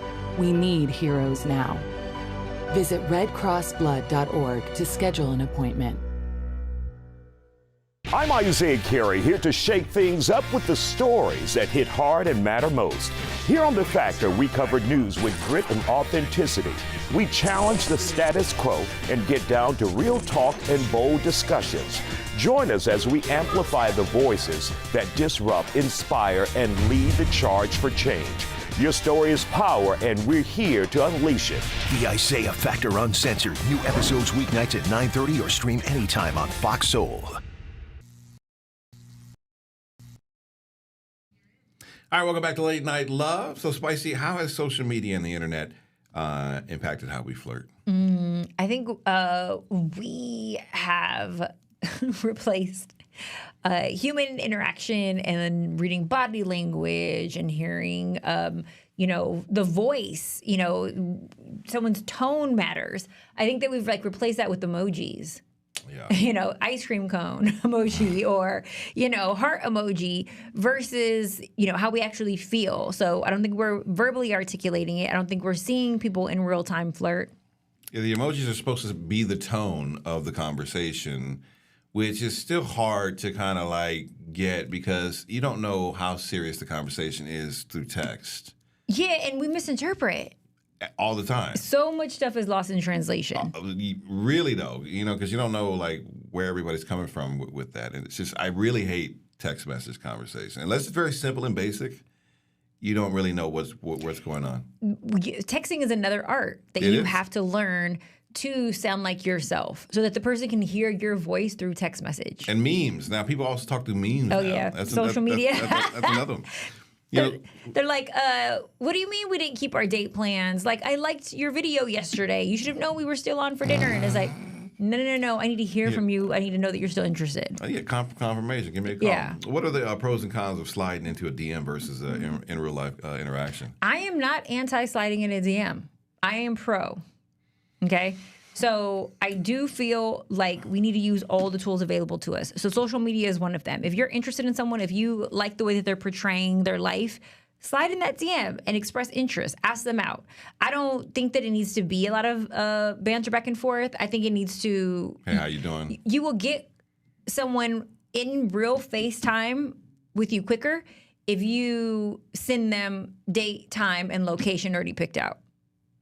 If I were to just hit you with the Maestro 7 o'clock Thursday, I am more likely to get you Thursday night in front of me than if I'm like, so what's your favorite color? No, let's just hurry up and get there, boss. Now, I asked somebody what they were doing the other day, and I got left on red. Oh, because you asked, what are you doing? Well, the next question was going to be, I was trying to see, are you preoccupied today? Why? Who cares? I should be holding your attention right now. Well, you are, because I was going to say, hey, I'm going to pick you up if you're free. I'm going to pick you up. No, it should just be, I'm going to pick you up. I don't want to interrupt your day. No, interrupt it. That's what the confidence looks like. Be arrogant with it. Be like, no, I'm more important than whatever you got going on. What if you're going to church and you praying or something like that? I don't want to mess that up. Your relationship with My God. husband got me by telling me to cancel my date that I had planned with another man. The nerve I was of that like, guy. well, you know, let me go on. Cancel this date for you. You canceled a date? Yes, because he was like, I want to see you tonight. I was like, well, I already have plans. And he's like, cancel that. Call him right now, cancel it. And I said, yes, Daddy. Here, okay. I'm saying, what are you doing? Do you have plans? No, ain't nobody got time for that. Wow. What are the differences between... What do you say on that one? Whew, okay. All right. What are the differences between the generations when it comes to flirting? I mean, I definitely think Generation X and the Boomer generation was more in face, in person, compared to Millennials and Gen Z is less social interaction. You know what I think of when I think of older generations? Boomerang. Okay, I think of old dude with his jacket. You know, you got to coordinate. Like, you know, I think of you guys like licking your lips and you know, like it being a little bit more vulgar with it. Compliments, but a little bit more vulgar with it. I think younger, we're a little bit more like playful, coy, witty, straight shooter. I think it's a little different. Mm-hmm. But that's just because because I have certain ideas in my mind based on like TV and film and what flirtation looked like. Yeah, well, you were talking to the 90s were wild, or I think I was talking that era that the 90s were when we grew up. It was a wild time back in the day, you know, compared to how things are today, you know, which we didn't know. Well, you could say a lot more risky things back in the day. Yeah, I was looking at old TV shows, and they were using the N-word and you know, and saying all kind of different things that were like that you can't get away with today. Yeah, there's certain things that would be completely distasteful right now. Which is very, very interesting how far we've come. And lifestyles were like, you know, you didn't talk about gay lifestyles back in the day. And like today, it's like, who cares? You know, I mean, things have changed. A lot of things have changed. Yeah, a lot of things have changed. You're hired. Raw Talks prepares you for your new job in this clip. Check it out. Women got this thing that they do where they don't interact with you directly, right? They will look at you from across the room and peep game, right? I don't know how they do it. They know what setting to put their eyeballs and their gaze on to make you understand. This ain't no what you about. This ain't no you're weird. This ain't no you're like, this is a gaze that they put their eye settings on. That they like mentally adjust their shit. Be like, yo, I'm looking at you. I need you to follow up. Right now, you are on when a woman looks at you like that, that certain like light your heart on fire feeling that you get from that gaze. Then and there, you are now on a job interview. She's telling you to fill that application out, right? The gaze is the initial application. You looking back is you saying, I accept the interview. The follow-up is the follow-up. You are now in the interviewing process. When you contact this, when you go up to her, at that point, it is your job to make sure it goes smoothly. Now, I'm not saying the job is gonna be perfect, but that gaze women put on you, that's a job application. You don't fill out some it ain't nothing that feels crazier than getting bagged from silence. I'd be wondering, is she looking at me? I was just going to ask you that, Don. How powerful is the gaze? The gaze is very powerful, but... Is it enough to move you over to them? I've been trying to pay more attention to the gaze. So, because I'm like, if you're looking at me, that means that I'm arresting your eyeball. Mm-hmm. But I'm trying to figure out, like, it'd be so quick, though. The gaze isn't long enough? The gaze isn't long enough for me to be like... is that really, are you really looking at me, or was it something behind me, or what? Yeah. So I'm trying to still trying to figure that one out. But if I arrest your eyeball for a second, I'm like, oh, I got you. If I look at you and you don't talk to me, I talk a little smack, and we'll go up to a man and say, stop acting so stuck up. No, that's cute. Exactly. And he's like, what? Me stuck up? Because why women are stuck up. So for you to call a man stuck up, he's like, oh, no, Shawty, let me, And that actually makes you guys put your bravado on. You guys are like, wait, what? Let me prove to you. No, the masculine comes out. I would have just said, no, I was just waiting on my drinks to come to take them over to you. That's all. Good answer. I always got Good an answer. answer. But to the gays part, the gay, it's like they want to look at you, but they don't want you to know they're looking at you. But you guys need clear indicator Gay that this shoes. person is making eye contact. So if it's not enough to move them over to you, I'm a huge proponent of go introduce yourself. Last one's a rotten egg. So if you don't go and speak and I get there first, we already know I'm gonna eat. We playing all these games. I'm just saying because we don't know who else is gazing him. So why you just can't come hold my hand and I hold your hand and we just say you like me and I like you? But that's another cute one. You walk by him, you know you want to hold my hand. Oh, I like that. All of this would work. All you got to do is just be sweet and playful. Spicy with all the flirting tips tonight. I love all it. you have to do is just say the awkward thing that people are afraid to do. I just came over here because I saw you looking and you wanted to hold my hand. Yeah. I like that. I'm gonna use that. I felt like I needed to put a smile on your face. Yeah. You'd be like, it's I saw you looking at me. That's why I teach classes. I know you wanted to buy me a drink, right? That's why I came over here. Don, I would send you a water. Extra ice. Extra ice. I love it. All right, so listen, we're well into tonight's conversation, and it's time for a break. More of Late Night Love in 2 minutes. Stick around. Hey, it's your girl, Carolina Sanchez, and The Nightcap is the late night show where no topic is off limits. Join me as we dive into the wild world of relationships, sex, and everything in between. From hilarious dating disasters to steamy secrets, we've got it all. We've got celebrity guests, expert advice, and a cocktail in hand. The Nightcap is your guilty pleasure. So grab your drink and tune in because the best stories start after dark. The Nightcap. New episodes weeknights at 10:30 or stream anytime on Fox Soul.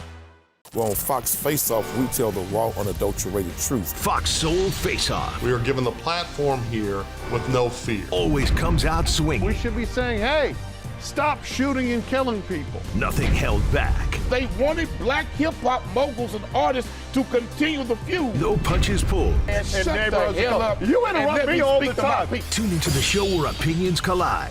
Fox Soul Face Off. New episodes weeknights at 9 or stream anytime on Fox Soul. What do you think you're doing, Kevin? Was just gonna drive home. There are several warning signs present that you shouldn't be driving. Like hearing voices? Like your text-to-emoji ratio? Oh man, the selfies. Selfie. Nailed it. We all have warning signs that let us know that we're probably not okay to drive. Mine is pretending to be your subconscious. Greg, come on, man, let's split a ride home. Hey, besties! What is a bestie? I like you. She's fun. It's about to be a good time! She's always looking out for you. Since you're my bestie, I will handle it for you. She makes you think. Here to uplift and empower. She's always encouraging. You are that girl. Chelsea Edwards, your bestie in daytime. I get the spiritual moments. Chatting with Chelsea. New episodes weekdays at 5:30 or stream anytime on Fox Soul.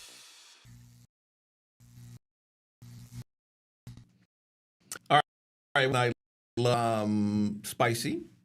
Well, it's tonight's juicy conversation, okay? We're talking about all things flirtation on Late Night Love. Dawn, I want to hear your thoughts, okay? Because we're talking a lot about flirtation, and it's making people, a little nervous. But can you guys give us a call and join in on the conversation? 310-369-0400. Don's kicking some game on flirtation. We're comparing generations over here. We're comparing gender differences, all the things. Yes. But give us a little something. What are some good, safe, and smart rules for flirting? Be respectful. Oh. Okay, be respectful. Be respectful. Confident. Okay.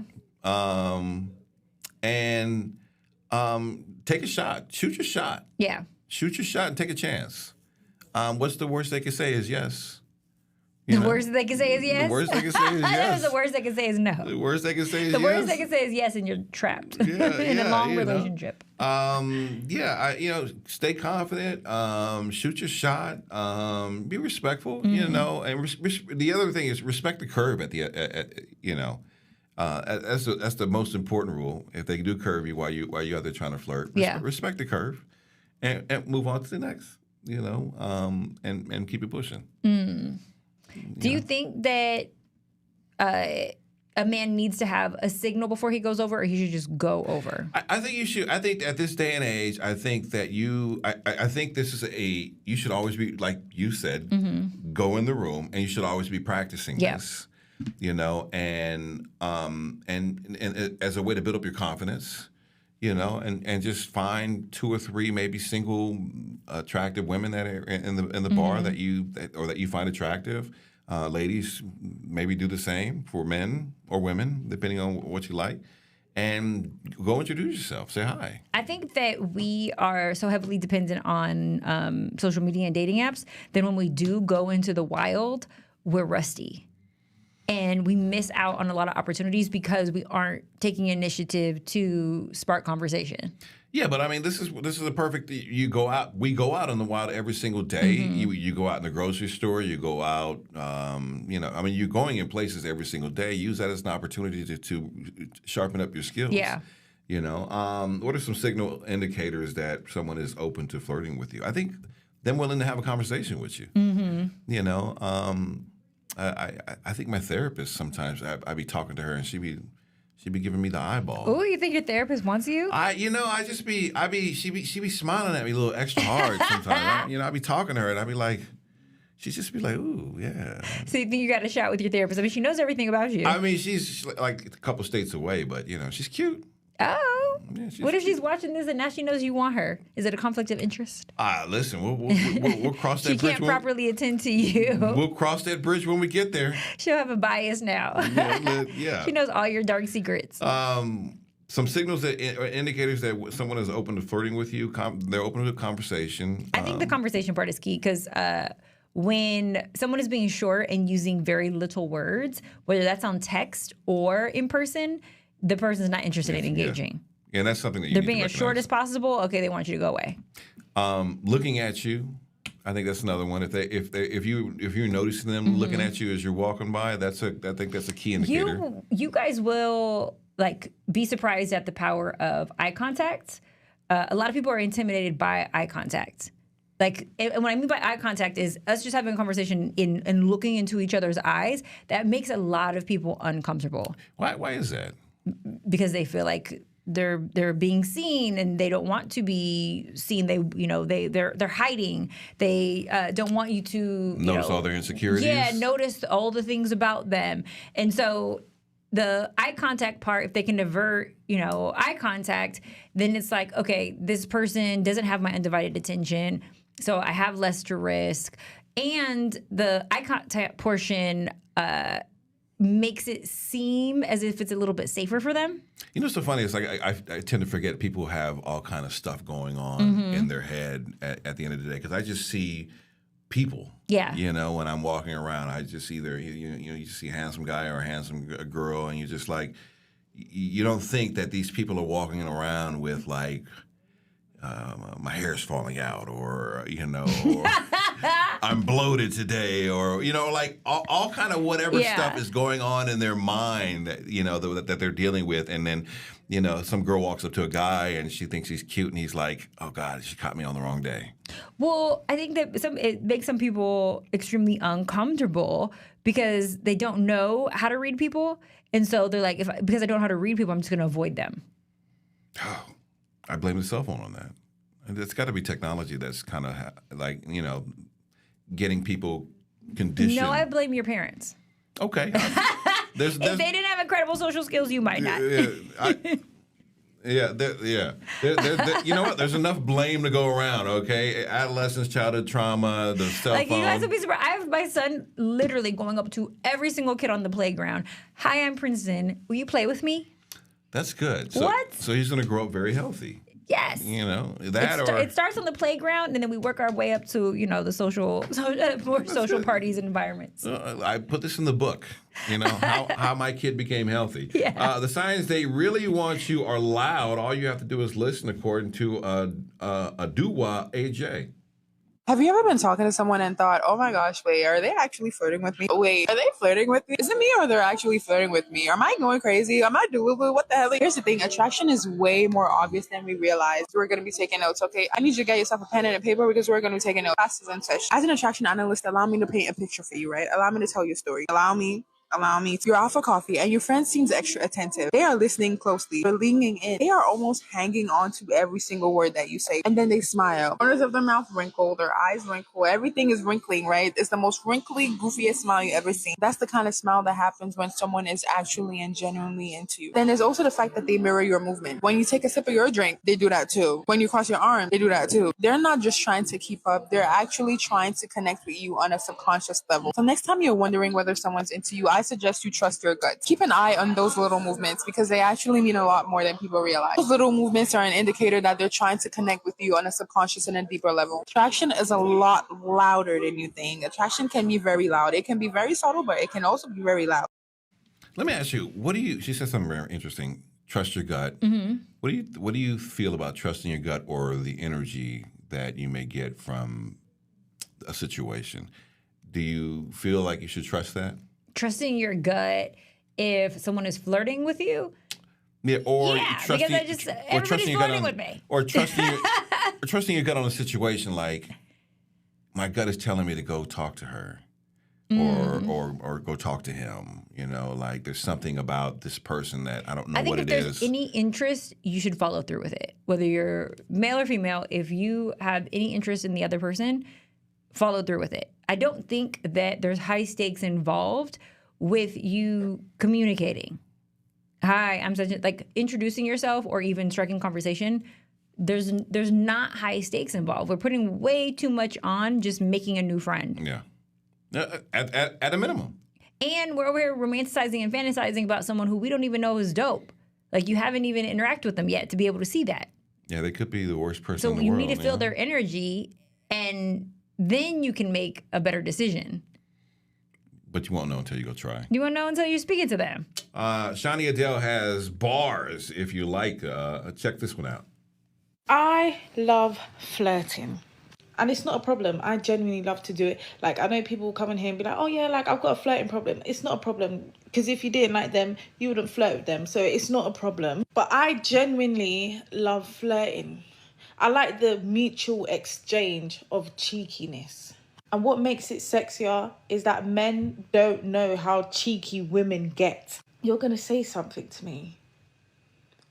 And I'm a lyricist. I'm going to spit some lyrics that's going to have you shocked. And I didn't know she had that in her. Yeah, actually. So now I feel accomplished. Like, yeah, I like the bouncing back and forth. That's sexy to me. That's foreplay to me. And obviously, this is not with everyone. This is just people that I find attractive and stuff. Like, it really gets you going. Like, yeah, you're a cheeky. I like you. I couldn't be with someone who's not cheeky or not a flirt. Because I'm going to say some crazy things and I'm going to need you to match that energy. Thank you. She's British. Cheeky is such a key word. Yeah, it is. It's a British thing of just. I was trying to look it up and see exactly what it means, but I think it's just like being flirty. Yeah, it's like being charming. Yeah, you're a cheeky bugger, aren't you? Yeah.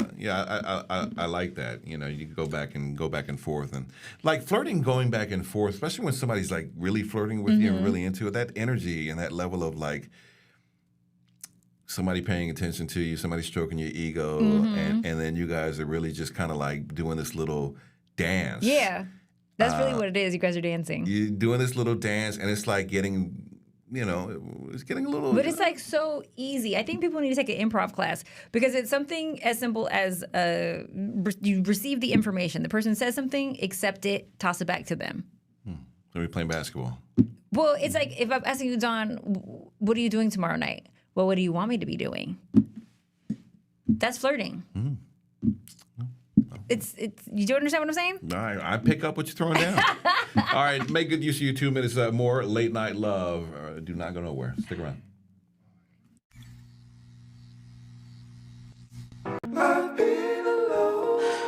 I wonder if you know that I want the best for you. But how long will you fight solo? I wonder if you know that we can get help. Not wondering anymore. Love, your mind.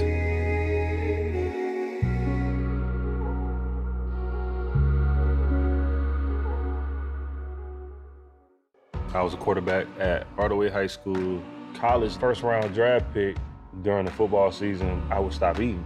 But I didn't know I was depressed. We didn't have any education behind what mental health was. I started to learn it starts here first. If this is together, I'll be better as a father and as a husband. We have to redefine what being a strong man is and heal, love your mind. Ready to lose track of time the best way possible? Rolling! From the funniest videos to the wildest things online, we do the scrolling so you don't have to. It's Usher.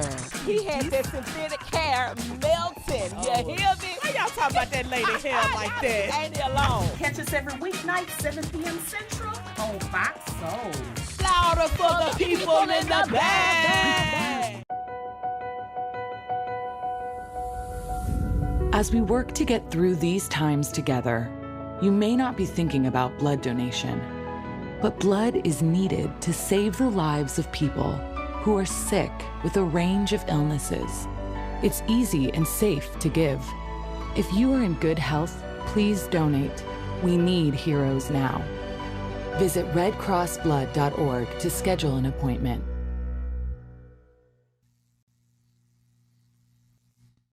All right, welcome back to Late Night Love. Tonight we're talking about flirting. So Spicy, tonight, real life can get in the way of intimacy.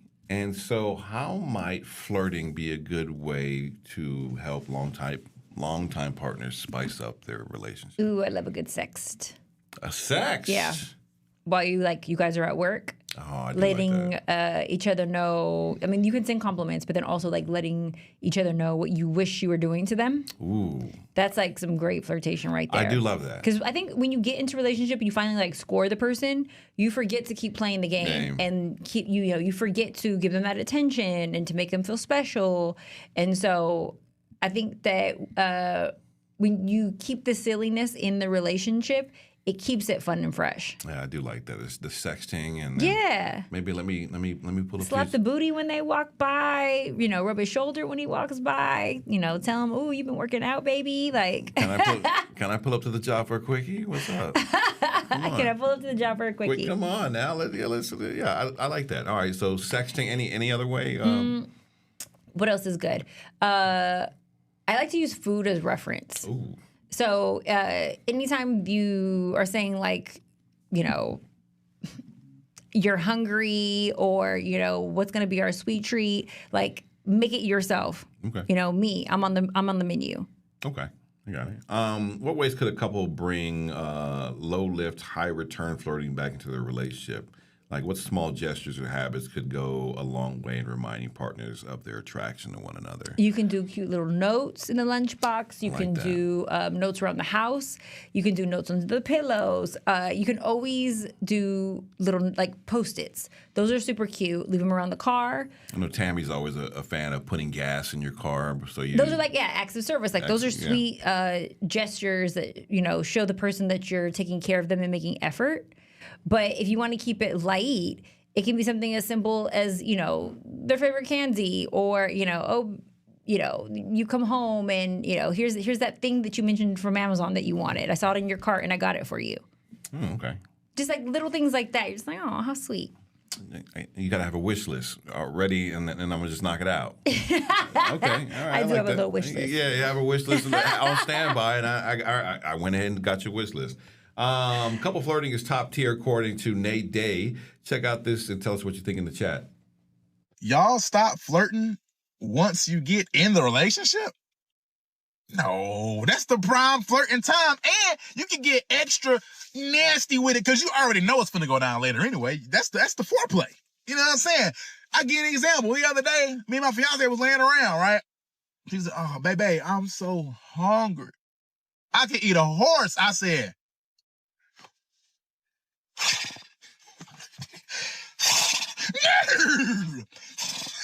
And it ain't gotta just be nasty. It can be sweet too. Like, let's say she cooking something. This is my favorite one.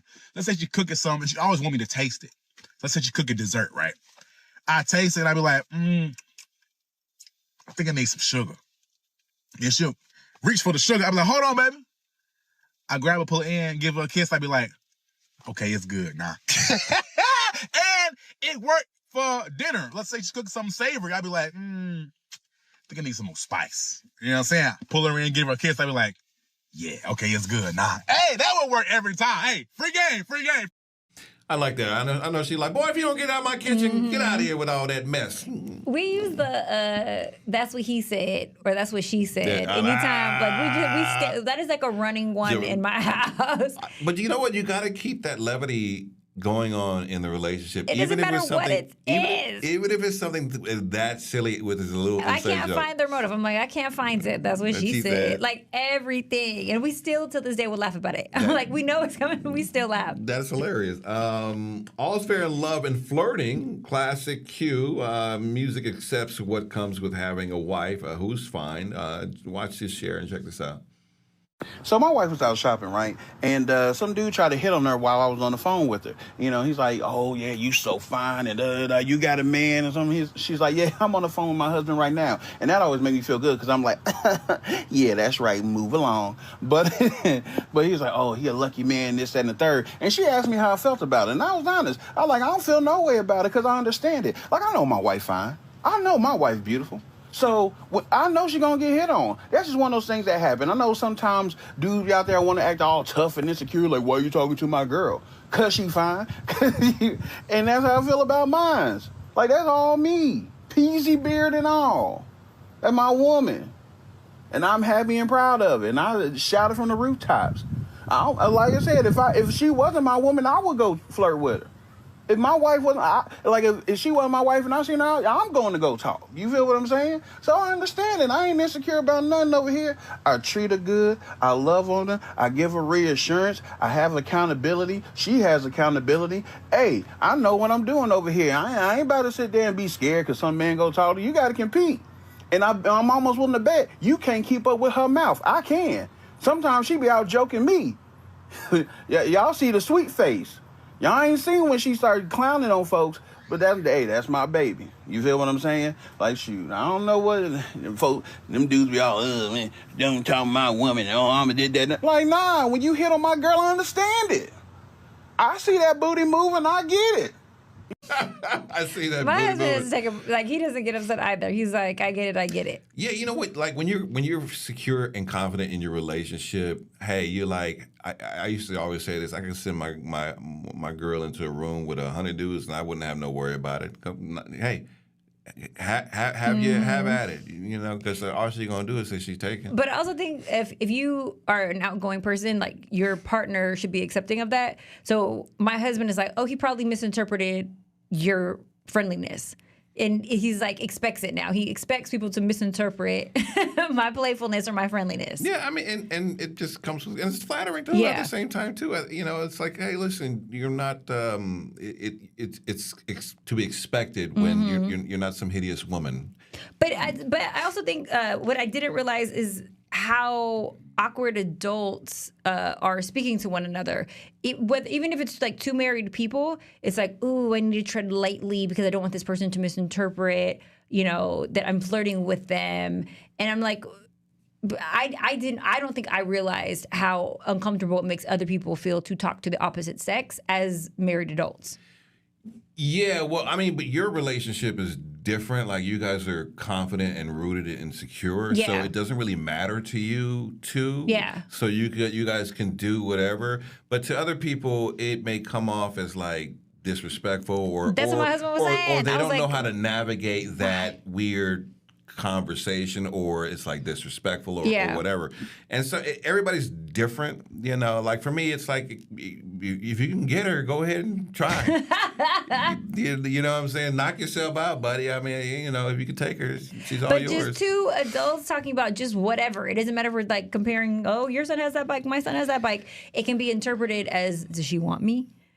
That's kind of, well, I mean, everybody's in a weird place now where everything is like super sensitive and super, I don't know, the language has to be clinical at this point. Very clean. Very clean and very clinical at this point. We're in a weird time and space. This is true. It's challenging to navigate. We're headed into the last 15 minutes of the Late Night Love. You cannot afford to miss any of it, so stick around. We'll be back in just 2 minutes. Stick around.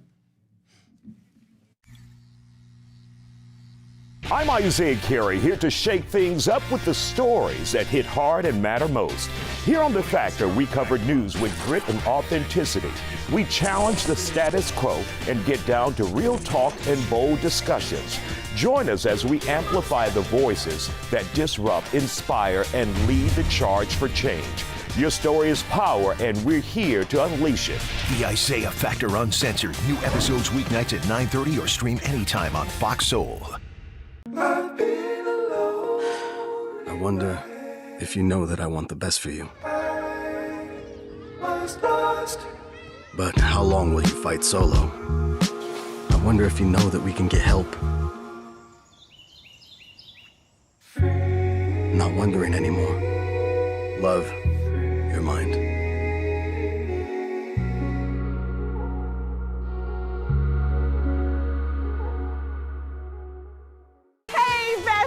What is a bestie? I like you. She's fun. It's about to be a good time. She's always looking out for you. Since you're my bestie, I will handle it for you. She makes you think. Here to uplift and empower. She's always encouraging. You are that girl. Chelsea Edwards, your bestie in daytime. Like it's a spiritual moments. Chatting with Chelsea. New episodes weekdays at 5:30 or stream anytime on Fox Soul. I was a quarterback at Hardaway High School. College first round draft pick. During the football season, I would stop eating. But I didn't know I was depressed. We didn't have any education behind what mental health was. I started to learn it starts here first. If this is together, I'll be better as a father and as a husband. We have to redefine what being a strong man is and heal, love your mind.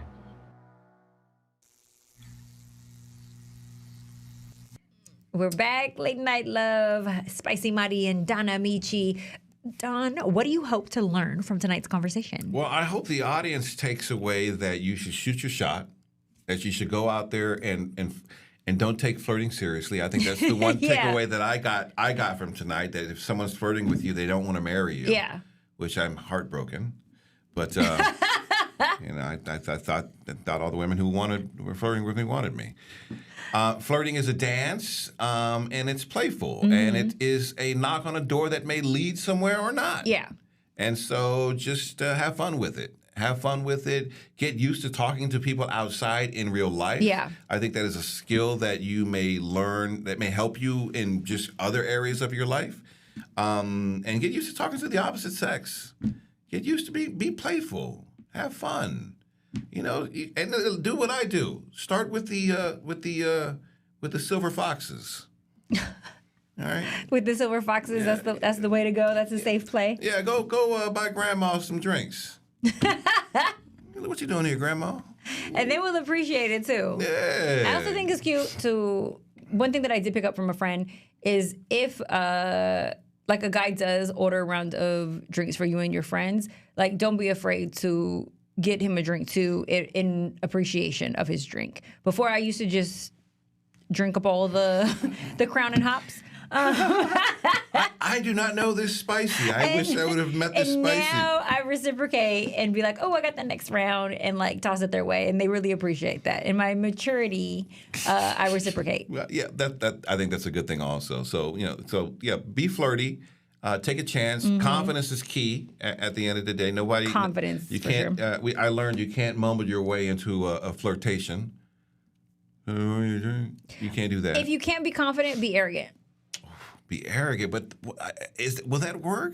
If you can't be confident, be arrogant. So at least it'll fly. It'll fly through. It'll pass, through the radar. Like, hey, I know you wanted me to come over here and buy you a drink. Like, stop being shy. I know you love me. Yeah, with your fine self. Like, be arrogant. Like, I'm gonna come talk to you, but I'm gonna try to, make sure you don't get obsessed. Like, you can talk trash in that way by being arrogant. Also, watch out for the eye contact, the gaze. I think that's another thing, that the gaze may capture your eye. That's another indicator that somebody may be wanting to flirt with you. I noticed you noticing me, notice you. And so, yeah, that's a key thing. And just have fun. Have fun. Be playful. Nurture that little kid inside of you. Someone's recommendation in one of the videos was mirroring the body language. Mirror the body language. That's a good one, too. What have you learned you'll consider adding to your flirting repertoire? What can I add? You got a lot of game. I'm pretty stinking good. Yeah, you are. But you went ahead and practiced a lot of this before you got married, though. Yes, and I still flirt intentionally as an adult. So even when I'm out with my friends, like you saw me at the concert the other night, or you see me out, at birthday parties, I still pay men compliments. If I'm walking by a man, I'm like, I know you looking at me, king. Because it evokes my it helps recharge my femininity by me doing that. And so if I only turn it on when I'm like in front of my husband, then I'm like pouring from an empty cup. I need to actually practice throughout the day. And then with my clients too, I have to be able to show them through their experiences, and with my friends also, because I'm always playing wing woman. Now, do you accidentally go fishing and catch a whale that you can't get rid of? My go-to is like, if I wasn't in love with my husband, you would have stood a chance. Okay. You would have had a shot. Oh, you got the ring. But you got the ring. So you got the man repellent with the ring. Okay. But they don't be caring. They don't? No. Oh. I do think that the rings may slow them down a little bit, but whether it's a man or woman, people will still interpret flirtation as, you want me, regardless of that ring. Okay, all right. Daniela, your corporate BFF is hooking up the ladies with a way to snatch a sports-loving bae. Get your jerseys ready. Check this one out. Step 1, how to flirt. IRL version. Because a lot of y'all girlies be getting flustered. There's no need to be flustered. He runs the world, baby. He runs the world.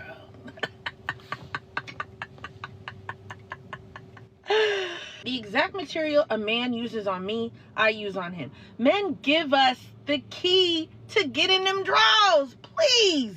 So for example, I did a video the other day about you want a man to approach you, wear a sports team. You see a man in the grocery store wearing a sports team, perfect material. Y'all, my ADHD is so bad I never finished filming that video. It's the next day. Let's lock back in. So you run into a man at the grocery store. He's wearing a Jacksonville Jaguars sweatshirt. Here's what you do. You push your little cart past his cart, amble on by, and then you say, what you know about that? He's going to be like, what do I know about what? And you say, the Jags. And then he going to say, what do you know about that? That's when you do your cute little giggle. And then you say, I was hoping you'd tell me. Boom!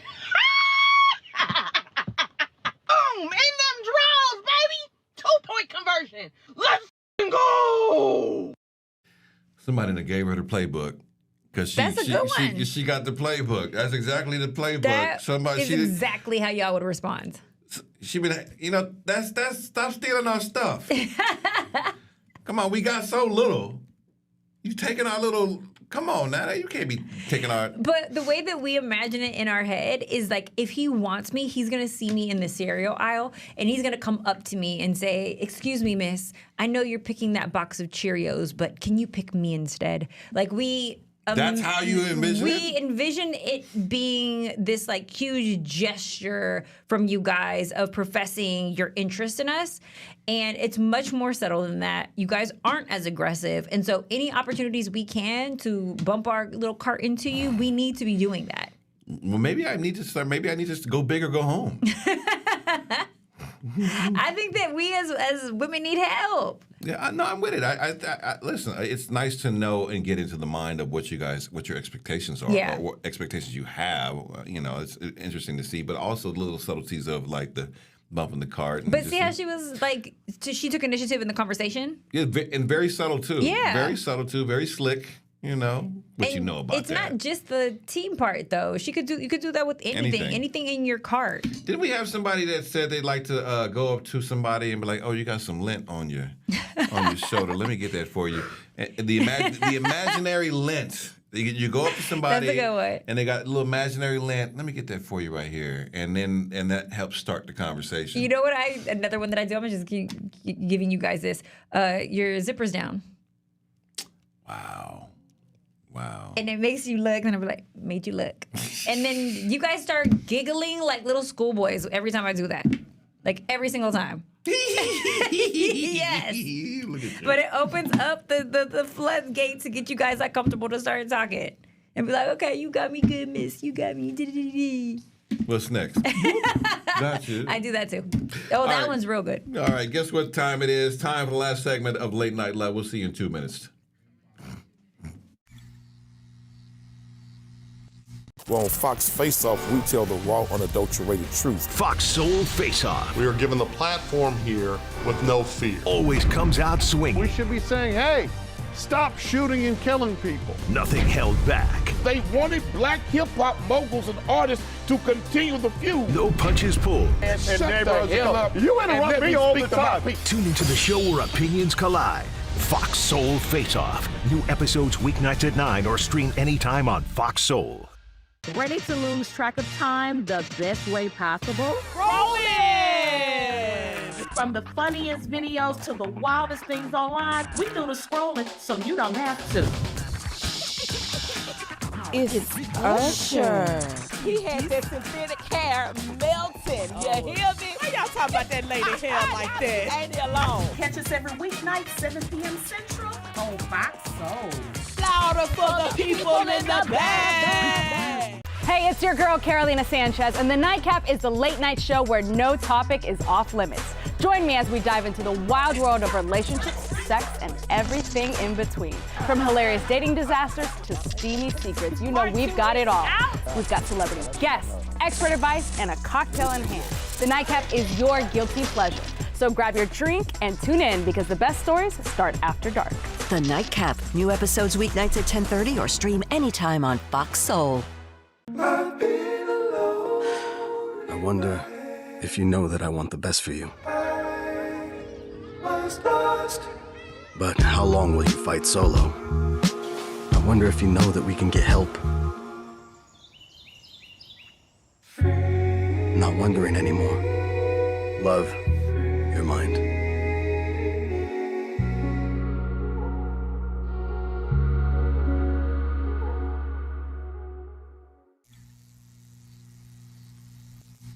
All right, welcome back. And here is the last clip of the night, which reminds us to go after the things we want, and that includes love.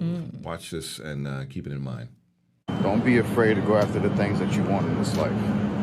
You only got so much time on the clock to do exactly everything that you want. So you gotta be up and at it and all about your business. Don't let fear stop you. It's an illusion.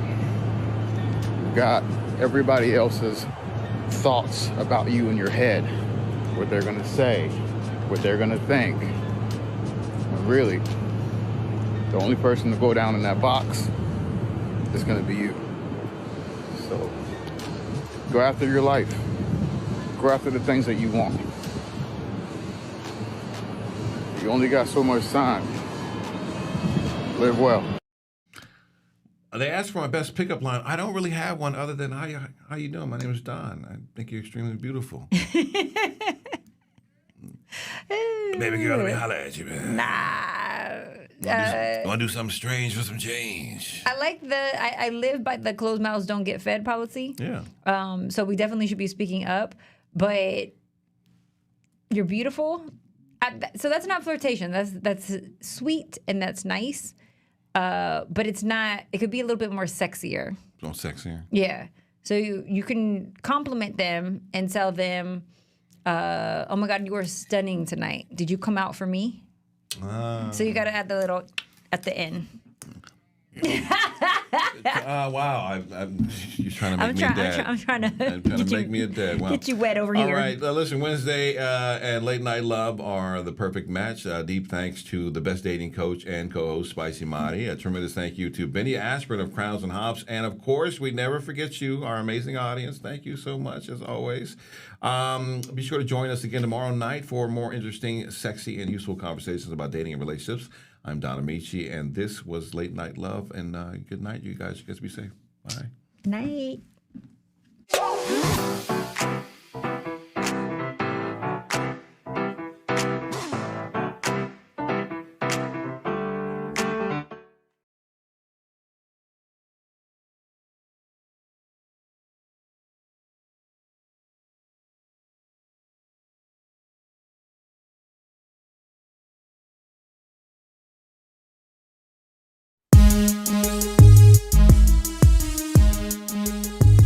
The Isaiah Factor Uncensored starts now. Our guests are here on The Factor Uncensored. We have conservative Angela Box and State Representative Ron Reynolds. Guys, a lot of people are talking about what they're seeing from conservative activist Laura Loomer on social media when it comes to Congresswoman Jasmine Crockett. One of the tweets, let's put it up, it says, "It hurts my heart that we have ghetto black who hate America serving in Congress." The other one is, "Let me ask you a question. Ask.